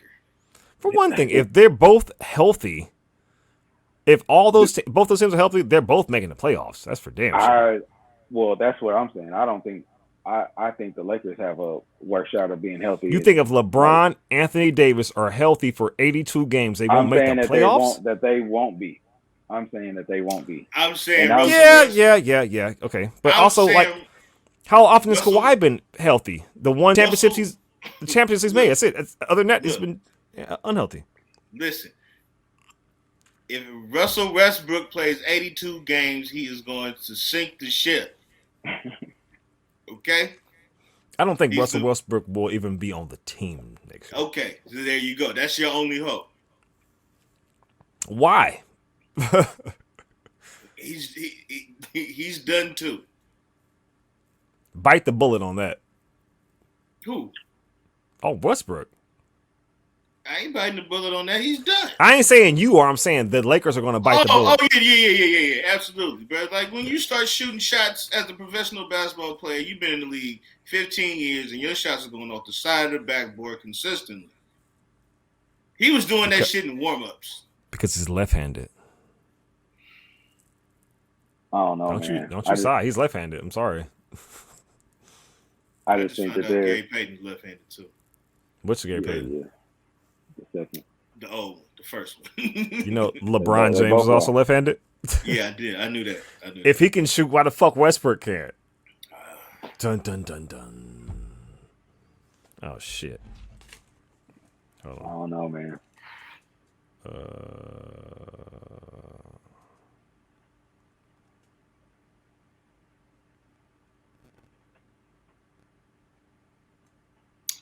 Yeah, it's gonna be a long season for the Lakers again, though, if they don't turn this roster over. But you know, man, that first week of free agency is like just the funnest, especially the first like 2-3 days. It's like the funnest shit in the world. The draft is the beginning of the fun shit. Because tomorrow, bro, somebody getting traded. Somebody's getting traded, dog. We do this every year. Who got traded last year? Do you even remember a trade last year? Are you trying to test me or are you asking? No, I don't remember. The last couple years, I don't remember. I don't. That's what I'm saying. Well, I mean, Anthony Davis got traded on draft day, no? Hey, we saw that one coming. Yeah, but I'm saying, like, it's always, somebody getting traded tomorrow. I mean, it might not be a huge trade, Jeremy but Grant, somebody going, boy. Christian Wood, those are very notable trades, absolutely. Notable, but still, like, average-ish to good players. That's what I'm saying. I don't know. You think nobody's getting traded tomorrow? Somebody, but nobody. that you I want feel to like the think? stakes the stakes are so high now that motherfuckers is going all in, bruh. Somebody gonna get rid of somebody. We'll I, see. the team. I think right now will be a time for teams to be desperate to make moves happen because shit is still, as much as I got faith in the Warriors and shit, and I think they're gonna repeat. Now's the time to try to make a move at it because it's the first one. If they're gonna make a run, it's the first one. This the time to put a stop to that shit. And I think the West is gonna be competitive as hell next year, especially. So every Western Conference team should try to make some fucking moves to put That's what I'm themselves in a saying. position. That's what I was saying So this year. Like, bro, like the Clippers, battered, injured, done. Lakers, battered, injured, done. Denver, battered, injured, done. Like, there's a lot of teams that could come in and just slide in. Like, one little solid ass move, bro, it could flip the fucking 1 seed to the 5 seed, to the 5 seed to the 1 seed. Like, Yeah, like Derek White. yeah, there you go. Yeah. but This I mean nigga. I feel like the East is shakier than the West right now because I feel like I'm looking at the standings right now from the end of the season, and I feel like you could fucking shake all them teams up and fucking throw them out, and that the fucking standings could be any of those teams could next year be in the top 8 or whatever play I don't know in about or any. whatever It's the like case. four or five Not any of them. teams. I'm talking about the teams that made it to the playoffs and It's the like standings and how they Milwaukee, fill out. Yeah, Boston, Philly, Miami. Philly. I'll say Chicago. Mm. Hey man, hey. So when Jimmy Butler and Spoelstra got into it, I was like, yo, this is the year. This It's it. not happening no more. It's over. Man, Pat Riley is too loyal, and Spoelstra's his boy. He probably saw that shit and was like, you know what? Let's ride this out. After this, we got to find something else. He's not gonna let his boy get punked by the fucking player on the team. It's Pat Riley, dog. I feel you. So they Miami gonna have a. That's why it's on my fucking trading Hero and shit to Utah. Yeah. And what if they throw Jimmy Butler in there? Oh, how about we get Rudy and Donovan and we trade y'all Jimmy and fucking Hero. Donovan and you don't want Donovan and Rudy on the team again. Shit. But if they have if they got a good coach to fucking operate that and they got nothing but shooters on the outside, Duncan Robinson's and Max, what's his name? Max Struess.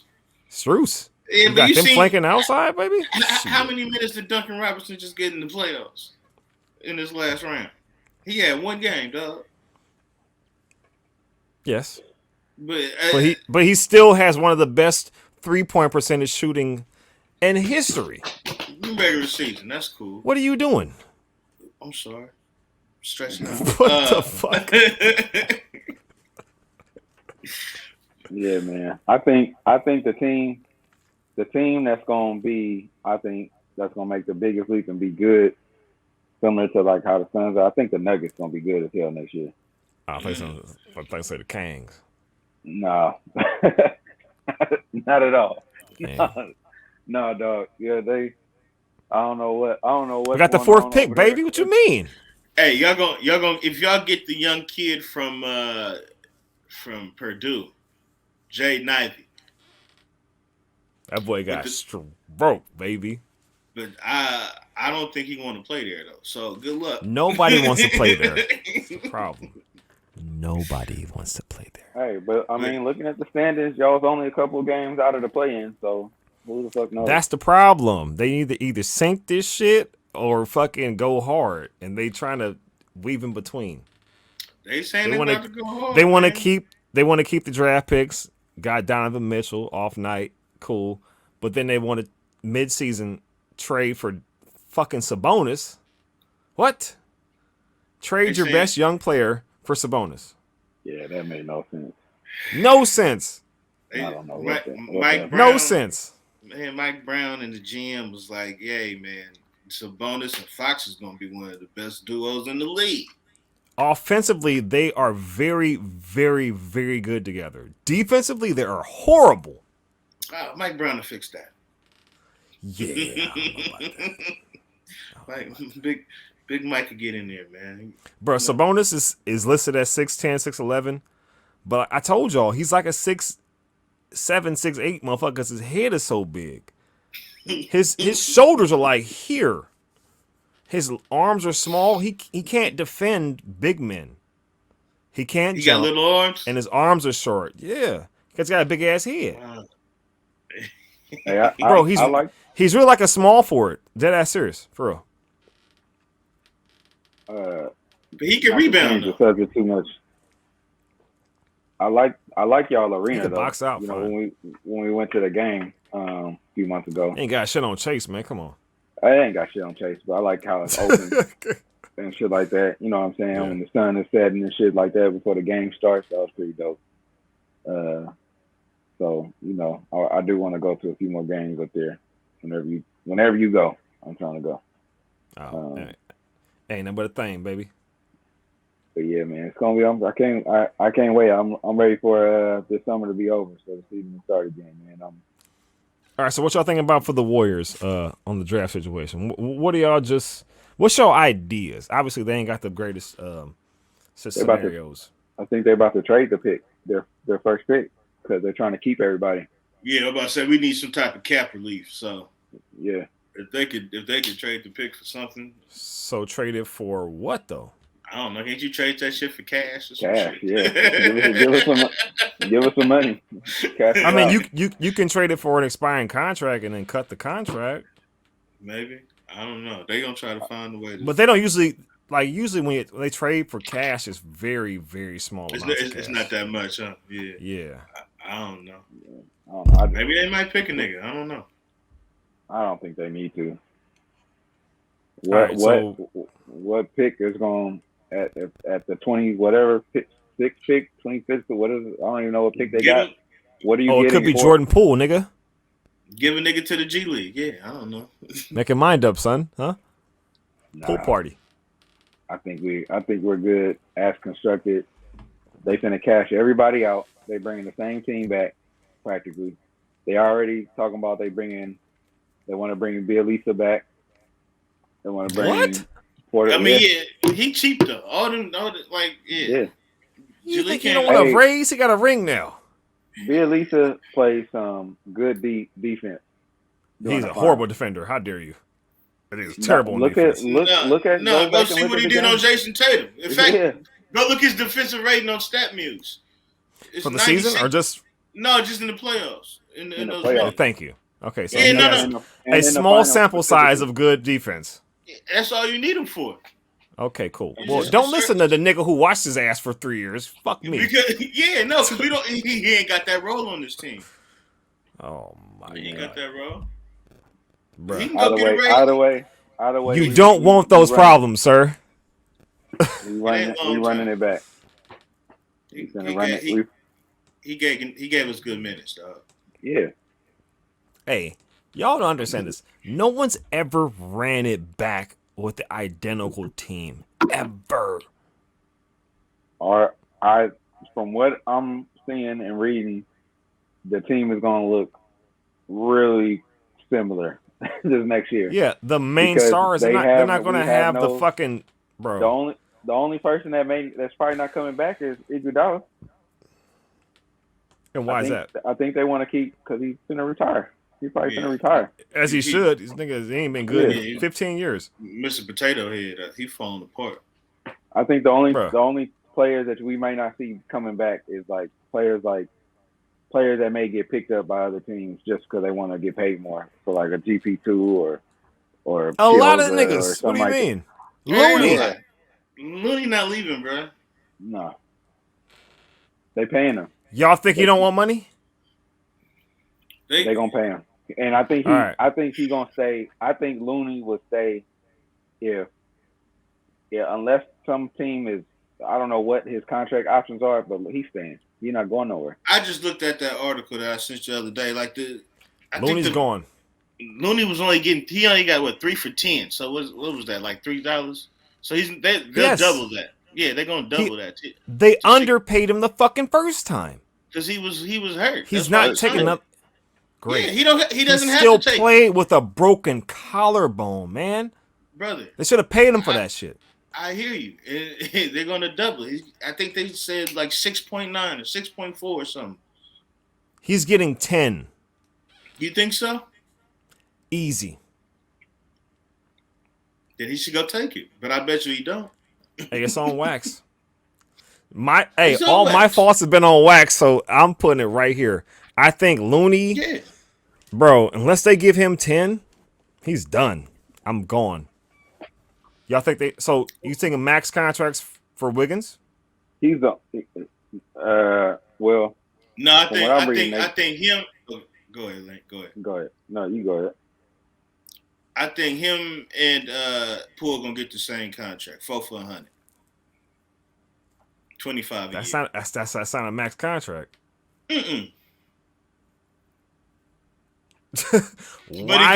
Why? Okay, but you got to think about it. Where would Wiggins want to go? He just had where the fucking money is. What are you talking about? All right. He got a ring, nigga. That's what you think, bro. That's not always what it's about. Put yourself in his position. I just had my best seasons here under this coach with these great players, and I won a ring. And now I can make $200, $10 million. But Wiggins was only 20. Wiggins only 26 though. But then it's about the role. Are they going to put? I like the role that I'm in. I like being the fourth scoring option. I like defending. You think I could go to another team and be in that role? No, they're gonna try to make me be the man. And what happens when I'm trying? What happens when they try to make me be the man? It's not gonna work. So I have two questions for you. For one, do you know that he likes being the fourth option? For one, the second. Hold on. My second. I said the role. Hold on. Can I? Let me finish. Go ahead. So first question is, do you know for sure that he wants to be the fourth option? And number two is, hold on, nigga. That's not that. You're asking the wrong question. I'm repeating what you said. I'm talking about the role. I said the role. So I need you to frame the question as the role. Being a fourth option, no, that's something different. I'm saying being the role. I'll answer it. Yes. I think he does. You think he really wants to be the fourth option and get paid $100 million less? Offensively, yeah. Because we don't need him. He was the starting small forward in the All-Star game. Absolutely. Yeah. Averaging what? So you think he's fine with being with saying, you know what? I don't want no money. Fuck it. See, that's what you're thinking, bro. I think what I think is that he went from in 2 years, he went from his career being fucking whatever it would have been if he had bounced around the league. He wouldn't have stayed in Minnesota that much longer, but to now at 26, he just won a ring. Probably got a chance to win at least another 2 or 3, damn near 2 or 3, and over the next 3 or 4 years, while Steph is still on the team, they're gonna have a shot to win this shit every year. I feel like with the team the way that it is. Oh, yeah. No. we was high at the beginning of the season when we said we seen it, and you said the same shit. I guess if everybody gets injured, I guess they have a chance. Fine. There you go. See, I'm just saying, nigga. It's only truth. I ain't lying. He proved during the finals that I think Wiggins is not offensively. We only need him to step up when we need him to step up. When Steph, Clay, and Poole are having off nights or whatever the case may be, or we just need him to fill in where he needs to fill in offensively. We don't. But what he proved that he can do defensively, though. I mean, I don't think that he was ever like a horrible defensive player, but he shut down every. No, he's always been a very good defensive player. Yes. Yeah, but he the one thing he can do. He shut down and guarded, or I wouldn't say shut down, but he guarded the best player on every team that we faced throughout the playoffs. And he gave everybody a hard time. Nothing easy. Did his fucking thing.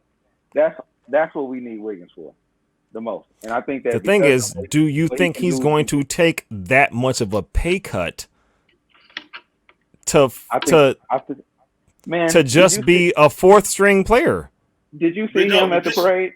Do you see the photos of thing. him after the parade? How high he Come was on. and happy that man was? He ain't going nowhere, man. That man ain't going nowhere. This is what you got to think. Like, I wish y'all just niggas 'cause he have. had- Think Bro, about the listen, parades can I previous to talk? this. Can I talk? I was talking You to gotta- Nate, nigga. You jumped in. He asked me a question. You got Go ahead, Drew. Go. He had that good run, but if you, as another team, you want to give up 4 or 5 years, 30-something million, do you think he'll fulfill that in a different role? If you put him back in the same role that you had him in Minnesota, do you think he'll fulfill that contract, or do you think you get your money back? Can I answer? Go ahead. Okay, so historically, many basketball teams have been they're known. What are you doing? And he leaves. This nigga ain't shit. I'm listening. No, sit your ass down. Look, I want to see your face. But no, like, bro, tell me I'm wrong here. Teams that need people, they pry off the championship teams. This is how it goes. They're like, yo, sure. you got a ring. We saw you. You did your thing. We're going to give you all the money. Way more than that team's going to give you. Hold on. I am not done. I'm only starting, goddammit. Like, nigga, the Bulls, all the dynasties, the Cavs, the Heat, all these teams, the Spurs, all the other teams are wanting to pry off of them. The only team that really had a team full of fucking role players that kept them was the Spurs, because they knew that they were only there because Pop was great. Nigga, Manu Ginobili's not a great player. There's no way he'd make a Hall of Fame if it was a NBA Hall of Fame. It's a basketball Hall of Fame. Same thing with Tony Parker, Bruce Bowen. These are role players that they won games with. Nigga, please. You think somebody don't want to fucking throw Andrew Wiggins $200 million right now? No, you know why? Yeah, Wait, can I say why? Somebody's dumb enough. But go ahead. We've already seen him. We've already seen him for 5 years. We've already seen him. It's Keep not going. like he's not like he's coming out this role and then it'll be like, oh, we can make him into something else. Like, no, we've already had the sample size. We've seen the ceiling. It's not a $30 million ceiling. At least not for 4 years. What? Sealant. Ceiling. Oh, ceiling. The ceiling. There's been plenty of players who have went through the same thing and haven't been first round picks. Bro, I'm not talking one about of our plenty picks. players. I'm just saying. Who? His same Okay, scenario has happened 1,000 times. Who? Give me 2 players. That Kevin sucked Garnett. Okay, he went from Minnesota to Boston. He was hella good in Minnesota. He hella was good. loyal to fucking Minnesota. But and what happened? That's not. They didn't the win situation. shit. This is They a went to different situation. one. What? Nigga, you getting real specific over here now. Because Here's- this is the situation. This is a player that was bad at another team, got good on another team, but we seen him be really bad in one role. And I'm saying he went to another role and got good. So, But he also put up better numbers with the other team. They just didn't win. in a different role. That's Nate, what do I'm your thing. saying. I think what is missing out of the debate right now is how big of a role an organization and the culture around the organization plays, and whether or not a player wants to stay or leave that team as well. I agree. Because you see, I didn't get there yet, but I was going there. yeah, but But you also, see like, teams, come on, man. teams like Money. several. I mean, yeah, That's money all always, you looking at, bro. always And it ain't all plays that. a role in it. But you see all the time. How do you explain then players wanting to go play at places like the Miami Heat? They go to play there because they know, and they'll take pay cuts to go play there, or seek out the opportunity to go play there because they know that going there to have an opportunity.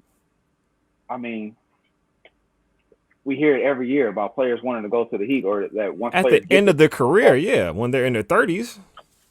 I mean, it doesn't Am I- matter. I mean, how many players have we resurrected, careers that have been resurrected off the Warriors bench though? And career, whether they're young or old, they come to the Warriors, learn how to actually play good basketball and be good in your role, and be a star in whatever your role is on the team. And then they might get fleeced or they may decide to go somewhere else. But at the end of the day, though, I think they don't play the same.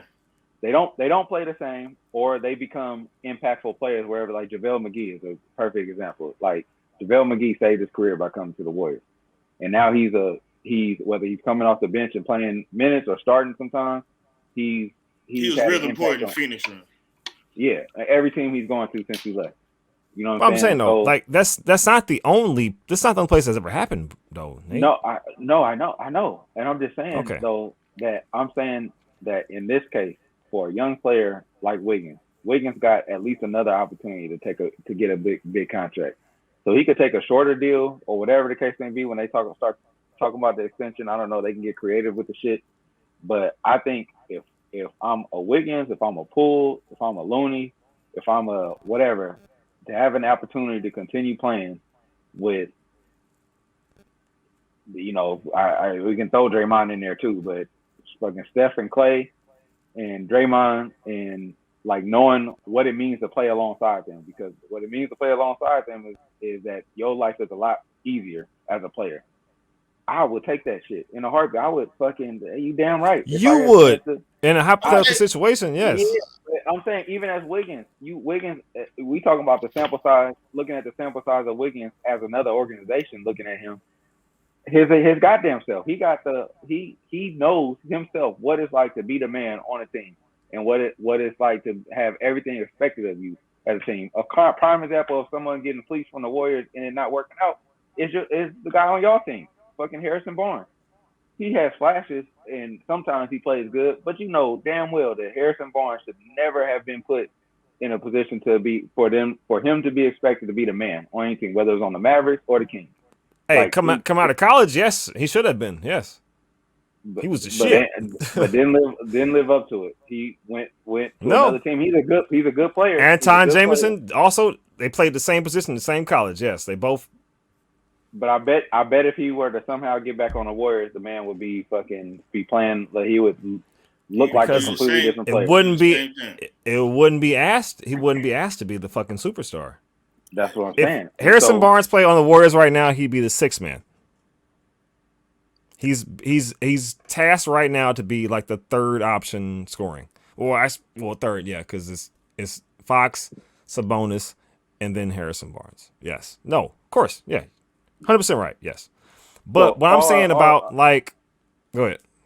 I'm just saying that they're the young guys on the teams that's up for contracts, whether it be next year or in the next 2 years, have an opportunity in front of them that most other players in the league don't have, which is a real fucking wide open championship window on a team that you know is going to make a deep run in the playoffs every fucking year that Steph and Draymond and Clay are on the team, as long as all of them don't get hurt. Like they have confidence what they have. They can play with fucking confidence. They don't have to worry. Like, if you get drafted to the Kings, you're thrown in the fire. Yeah. And God knows if De'Aaron Fox is even showing up, because he plays 50 games a year. And now you got the new guy, Sabonis. Like, yeah, so yes. There is something to being drafted or just being acquired by a team who has a confident leadership. Exactly. Like, you walk into fucking Warriors facilities, probably unlike anything else. So, all right, so knowing that, how many teams do you think want Andrew Wiggins? That fall under that fall under that category? Oh, there is none. Exactly. So why would you go to a worse situation? Money. That's all I've said is money.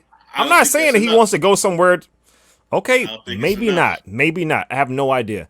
We all don't know that nigga. Okay, he's from Canada. God knows what the fuck his situation is. Okay, I don't know what his. I have no idea. But I'm saying though, bruh, if it was all three of us, and it was like, hey, bruh, you want to stay in the town, you get a little shiny little trinket, or you want to make twice the money? Nate, you've already left twice for this. The fuck out of here. You're going to Memphis. I don't know, man. I just think, like I said, that the man ain't even really hit like his prime yet either. Like, I think over the next few years, if he stays on the team, Like, he can do a lot more. He could If do a was a lot. fifth, He could though. do a lot more. I'm just saying, just looking at the team, the OGs on the team now are Steph, Clay, and Draymond. Steph got at least another 3 years playing like he's playing right now. I think before he like whatever. He got to the end of the contract. Until physically he just is not able to do the things he's able to do right now, and he has. But he's a shooter, so he'll be for the team forever. Yeah, he'll be a spot up, off the bench, old school. And he'll be able to do that well into his 30s. He just may not be able to play heavy minutes and shit like that. They may have to. Yeah, his daddy did it. He's fine. He's good. He got it. Yeah. So I'm just saying though that the young dudes, if they stick around long enough, they got an opportunity to be the next. Like this, they will be coming into their prime at the same time that Steph did and shit like that to extend. Like we've been talking about, people have been talking about for the last week, to extend this run well beyond the time that Steph and them start to decline, because the young guys on the team are already playing like they're ready. They already playing like, you know what I'm saying, fucking like they could be. Come on, man. Jordan Poole is scoring well over 20 on any other team. Yeah, but Jordan Poole ain't ready to take the whole fucking team. I'm not saying he's ready to take a whole team over. Not yet. I'm saying in the next. He ain't leaving. He ain't leaving for sure. Nah. No, he's here. He's here. Well, I don't know. He's there. If there's anybody not leaving, he better not. I'm saying though, because he's kind of has to be there. Like they're gonna give him that max, but I don't know how long he's gonna be happy with if they just keep giving Clay and Dre and Steph all the fucking shine. Eventually, he's gonna be like, "Yo, what the fuck about me, bro?" It's gonna happen.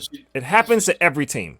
See, you be looking at. Oh, this is some new shit. I forgot. This is the one team where no one cares about their own pocketbook. I'm sorry. They're gonna have to give him more minutes, but I think he's gonna have to prove that he's deserving of those minutes all the time too, though. Like he was a bit streaky, especially during the playoffs. Like he had some games where he wasn't the best. He got to get better on defense as well. Little niggas is streaky though. Yeah, that's what it is. I think until he can be a bit more consistent over longer stretches, I think. But at the end of the day, though, I think they're gonna have to figure that shit out. Like they're gonna have to give him more minutes off the bench. He played heavy minutes over the course of the season. That's like Drew, you mentioned that shit. Yeah. Like with Steph and Clay, both there's gonna be a lot of third and fourth quarters next year that Steph, Clay, and Draymond don't play. It's gonna be a lot of games where they start Steph, Poole, and Clay too. Yeah, all of that. So he's gonna have plenty of opportunities, and I bet by the end of the season, his minutes that he averages is not gonna be that far off from the starters. But they're gonna have to give him. They're gonna have to literally give him some of those starts, like Drew say. Like he got to start like 30, 40 games next year. He's gonna get them, bro. Yeah, he has to.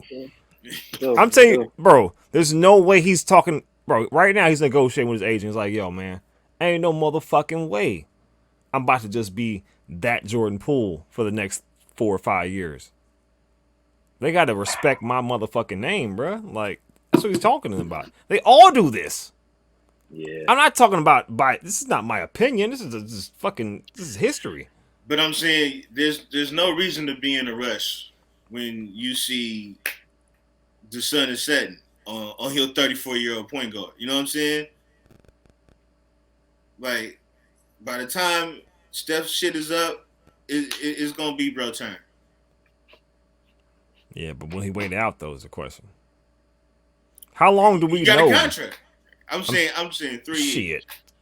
Contracts, this is not baseball, nigga. Or football.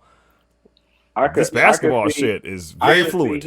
But you got to think about, in the Steph Curry era, though, how many motherfuckers have won it out other than Kevin Durant? Who's won it out? That's a pretty big name you just dropped there, dog. Right. But that was obvious. Fuck you mean? That was one guy. I was just saying that was one dude. You saw that coming, Drew? Yeah, hell yeah. He just came here to get some rings. He wasn't going to stay. I know he wasn't going to stay. You thought he was going to leave at the exact moment he left? I was thinking 3P, and then he was gonna skate. Thank you. Yeah. Exactly. Exactly. Well, he didn't get the 3P because he got hurt. But yeah, the 3 years. But Jordan Poole ain't up there at Kevin Durant. That's what I'm saying. That's the motherfucker at the top. Hey, don't tell Nate that. Listen. I'm saying. Look, he said, listen to that man. Listen to him. I'll make another Jordan Poole prediction. Oh, shit. Listen, it ain't going to happen next year. But I could see a similar thing happen with Jordan Poole. I don't know. It could happen sooner. I could see Jordan Poole making the All-Star team off the bench from the Warriors as a sixth man. Ding, ding, ding, ding, ding, ding. I can see that happening. This nigga Nate has been on the pool party for like multiple nigga. They were out to play pre-pandemic, nigga. He was talking this shit. So when he first got to the team, I said he had it. So that nigga was fresh out of Michigan when Nate was like, "Hey, bro, I don't know if you know, but that nigga over there," I was like, "Who the fuck is this nigga?" Well, I remember it was one of them things where it's like it sounds bad when you say it, but it makes sense. But I remember saying we was at the game, one of the games we went to, and I was like the way he played at the time, I said he's the type of player that like it looks good when he sucks, like if that makes sense. Like it looked good that you could tell like, all right, if he could put the shit together, like if he could become a smarter player and be a little bit more like because he still does it sometimes, but be a little bit more decisive with that herky jerky shit that he does. 99% of basketball players do that though, nigga. Steph still does it. No, I know. So he missed every 3-pointer in one game. The reason why still won finals. The reason why he got sent to the G League was because he would just make boneheaded decisions. Like he just was not playing good at all. Like he had all the attributes and he obviously was skilled as fuck, but he just couldn't put it together to play a good consistent set of minutes anytime that man was in the game. It was bad, and so but I just knew that he would put it together. So I mean I don't know. So I think Jordan Poole becomes an All-Star in the next two years. That's what I think happens. I could see it. I could see us. I don't think Wiggins makes another All-Star team, but nah, he's done.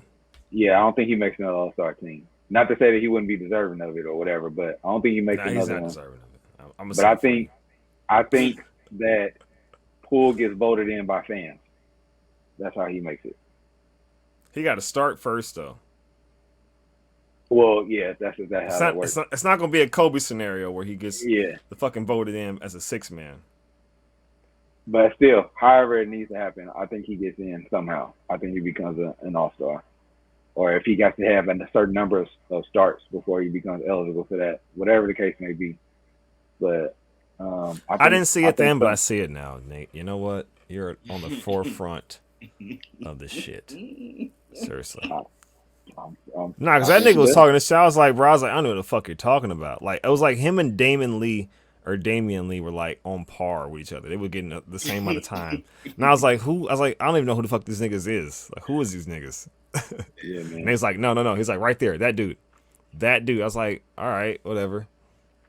No, I seen it at the end of last season. I didn't see it until I mean, I've had to see it because he doesn't stop talking about it. But yeah, no, yeah. He was the only one that showed Smoov up in was wrong. Playing game that we lost. That's the name of this episode. Yeah. Yeah. I was wrong. He was wrong. And I have no problem saying that. It's all good. Don't worry. We'll be back here next season. I wear my right over here and I wear my left, my wrong over here. So all of this is wrong, nigga. It's just all bad. It's all bad. First of all, we'll be back at the beginning of the season after all the contracts are signed, so I can say I told you so. And then we got to come back after the draft because I swear to God, somebody getting traded, bro. I don't know who, but somebody big getting traded. I smell it.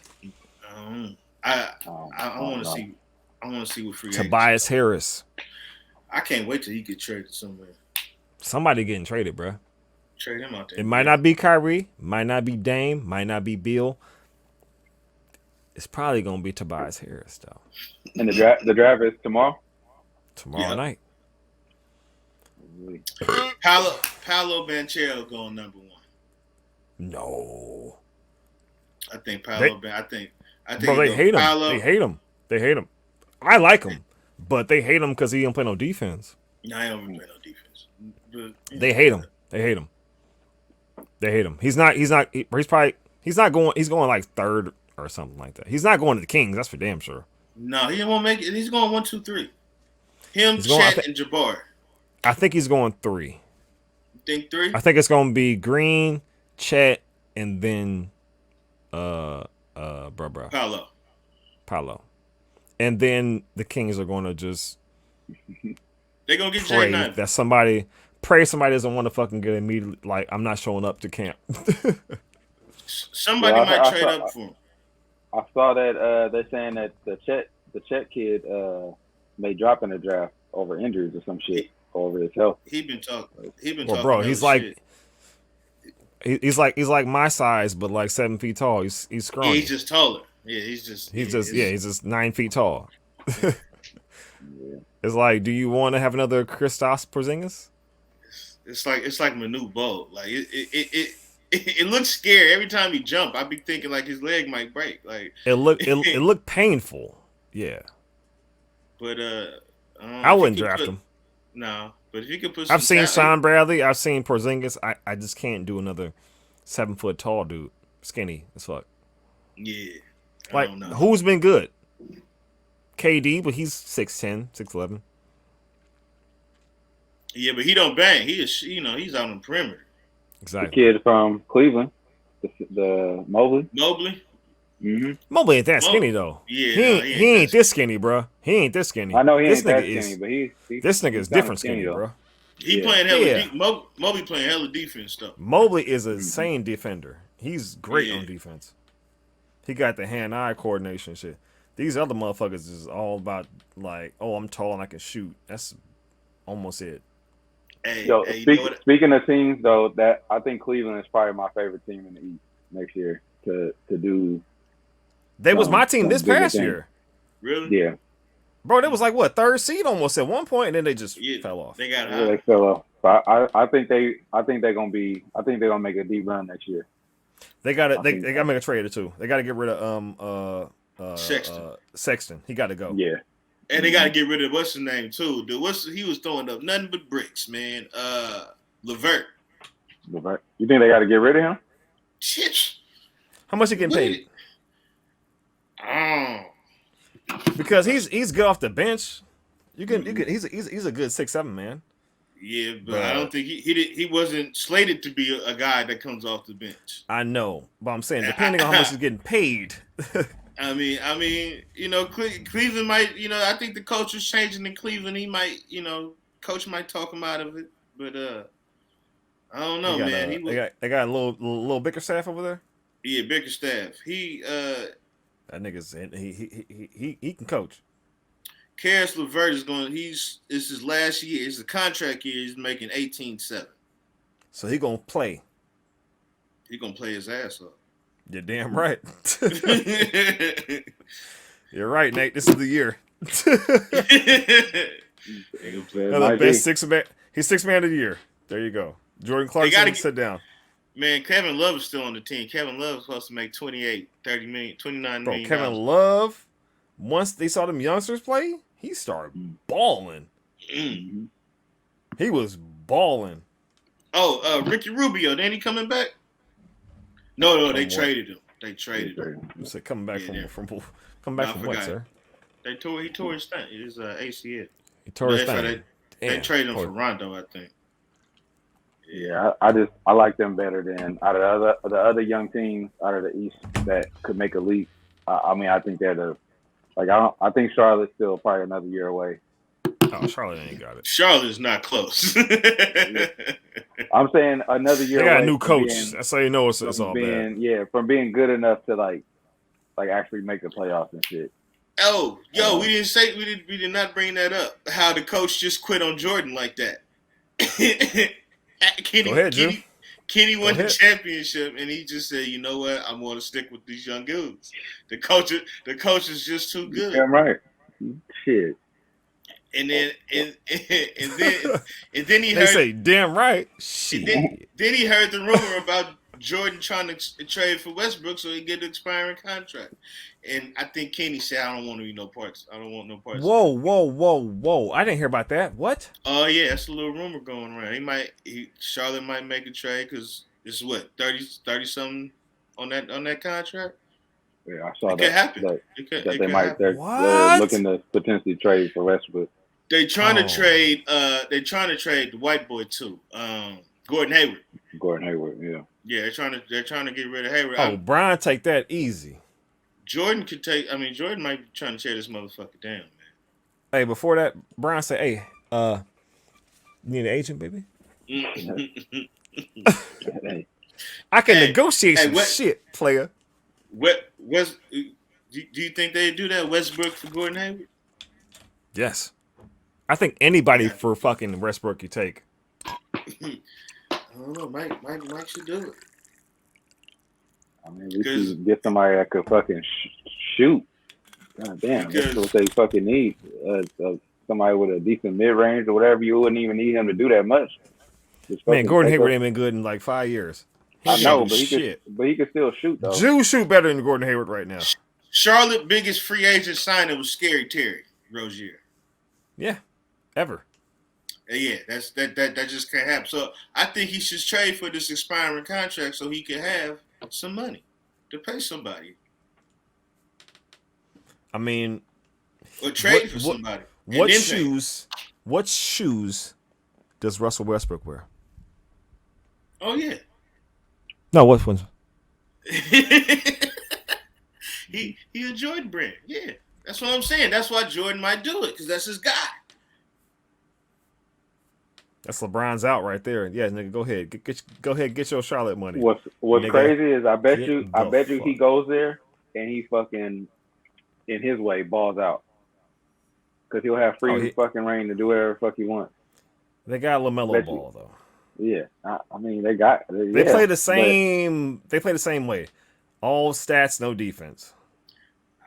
I think you buy him out. You buy him out. Yeah, you buy him out. You put that horse out. Put that horse out the pasture, you know? You buy him out, then he goes to, like, the Knicks. He's not going... Oh, yeah. Okay, maybe the Knicks. I don't think he goes... minimum contract. I was saying, like, he going somewhere. I think Russ rides off into the sunset. I don't know. You think nobody's going to pay him? Yeah, there's plenty of teams that are still taking. Somebody gonna give him a minimum contract for sure. There's the thing is he's been a starter his whole career. So I take this back. If he's willing to change his role on the team, he's sure. He has to.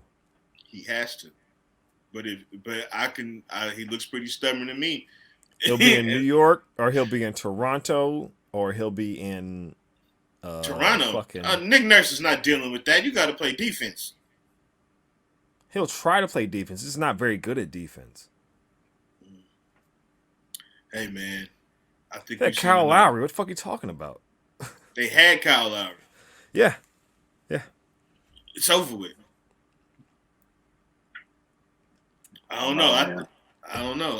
We Russell Westbrook will have a job somewhere for sure. Yeah. If he stays if he stay in LA. No. I think he ultimately ends up staying. I don't think Kyrie's gonna go nowhere. I think the Lakers stuck with what they got for the next year, and that's why I don't think they make the playoffs next year. I think that's why. I think bro, if LeBron James, Anthony Davis are healthy, they get rid of they will nix him out the scenario. They will find a way to get that nigga out. I don't know, man. It's LeBron James somebody here, dog.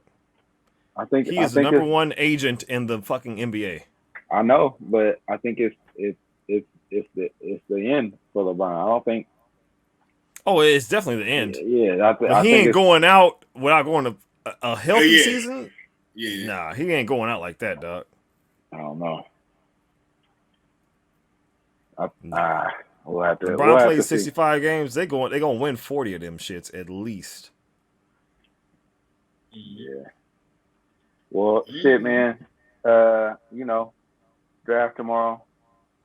We're gonna get to see some of them young players play next weekend at the little whatever the fuck that shit is. I don't even know what I ain't it's looking called. to none of that. So we're gonna see actual draft personnel player. Yeah. So it's like a showcase, so like called the California Classic. I don't know why it's called that when I think they did it in SAC last year. Now that I'm thinking about it, okay. I think it was in SAC last year. Drew, you ever been this before, or this is your first time? No, I heard of it before though. So I think this is just the second year they've done it. I think it's last year. Was we all going, and who is Ben going, or just us three? No, Ben Twan called you, right? Yeah, I ain't talking he's to not. Twan. He's sitting a couple rows behind us. Well, whoever there's another ticket. I bought another ticket, but it's like so 5 of us. Yeah. Yeah. And it's probably gonna be hella empty seats and shit. Maybe So 6. Because I think he bringing his little brother. Yeah. Okay. He bought another ticket or something? I thought you said he gave him another ticket. You just bought one? I just bought one. Yeah. Oh, I thought that nigga said so much. Nah, don't worry about it. I didn't buy 2 tickets, so. Yeah. I don't know what the fuck you was talking about there. But yeah, that's 5 of us then. Yeah. Well, fucking fantastic. All right, well, Jew, give him, tell him how to talk to you. Oh man, Jew on Instagram and Twitter. I thought you weren't on Instagram no more. I taking the break. The break is, it's been extended. I'll probably be back in a week or 2 though. Check me out. All right, Nathaniel. Nothing to say here. This is my sign off this episode. This nigga, boy. You go ahead and relish in the opportunity, my nigga. All right. Well, I ain't got shit to say. These niggas, yes, I was wrong. Smoov was hella fucking wrong. I owe dinners and monies and all kind of shit. You feel me? But thank y'all for checking out the Industry Special Podcast. This is number 47. Nate and Jew. If you wanna fuck with the pod, patreon.com/industry special. Check out Crown and Stitch. It's my other podcast with Keith the Sneak and Nick Ingval. Other than that, peace. Hold on. No, not peace. We putting up Well, hey, I got 2 of them. I got 2 of them. You feel me? Whole rings. Oh, rings, Damn. baby. Are you repping LeBron or are you repping Steph? No, 4 out of 6 over here. 4 out of 6. You made the case for Jerry West, so you don't say that, because nigga, yeah, he's 1 out of 9. All right, man. Where you going, Drew? I don't know. My shit's finna die. I'm on 2% now. Your laptop? Yeah. You have a charger? It's in the other room. Whose man's is this? Look, man, this ain't the laptop room. This is just the podcast room, but it ain't the laptop room. I didn't know you had this in the rooms. I'm sorry, sir. I didn't think this emergency podcast was gonna be 3 fucking hours either. But hey. Yeah, I'm surprised. We It's been 2 hours and 15 minutes. Thank you. It say 2:49 up here in the corner, Peppy. We talked for 35 minutes before Nate even got here. So, Drew, calm down. It's all part of the thing. It's 3 hours. Before you got here. No, Nate got here first. Yeah. Asshole. Right. Nathan had dinner and he's having snacks now. What the fuck you talking about? Man, they got to see my whole evening routine. Dinner. I ain't even eating. They saw snacks, dinner, wife, dog, everything. Yeah, man. The whole fucking nine. Shit, I'm The about to start whole- doing some damn work on the side here. Get ready for tomorrow. We've been talking so long. But It's 10 o'clock. Calm down, man. Come nah, on, I'm that's all fucking good. with y'all.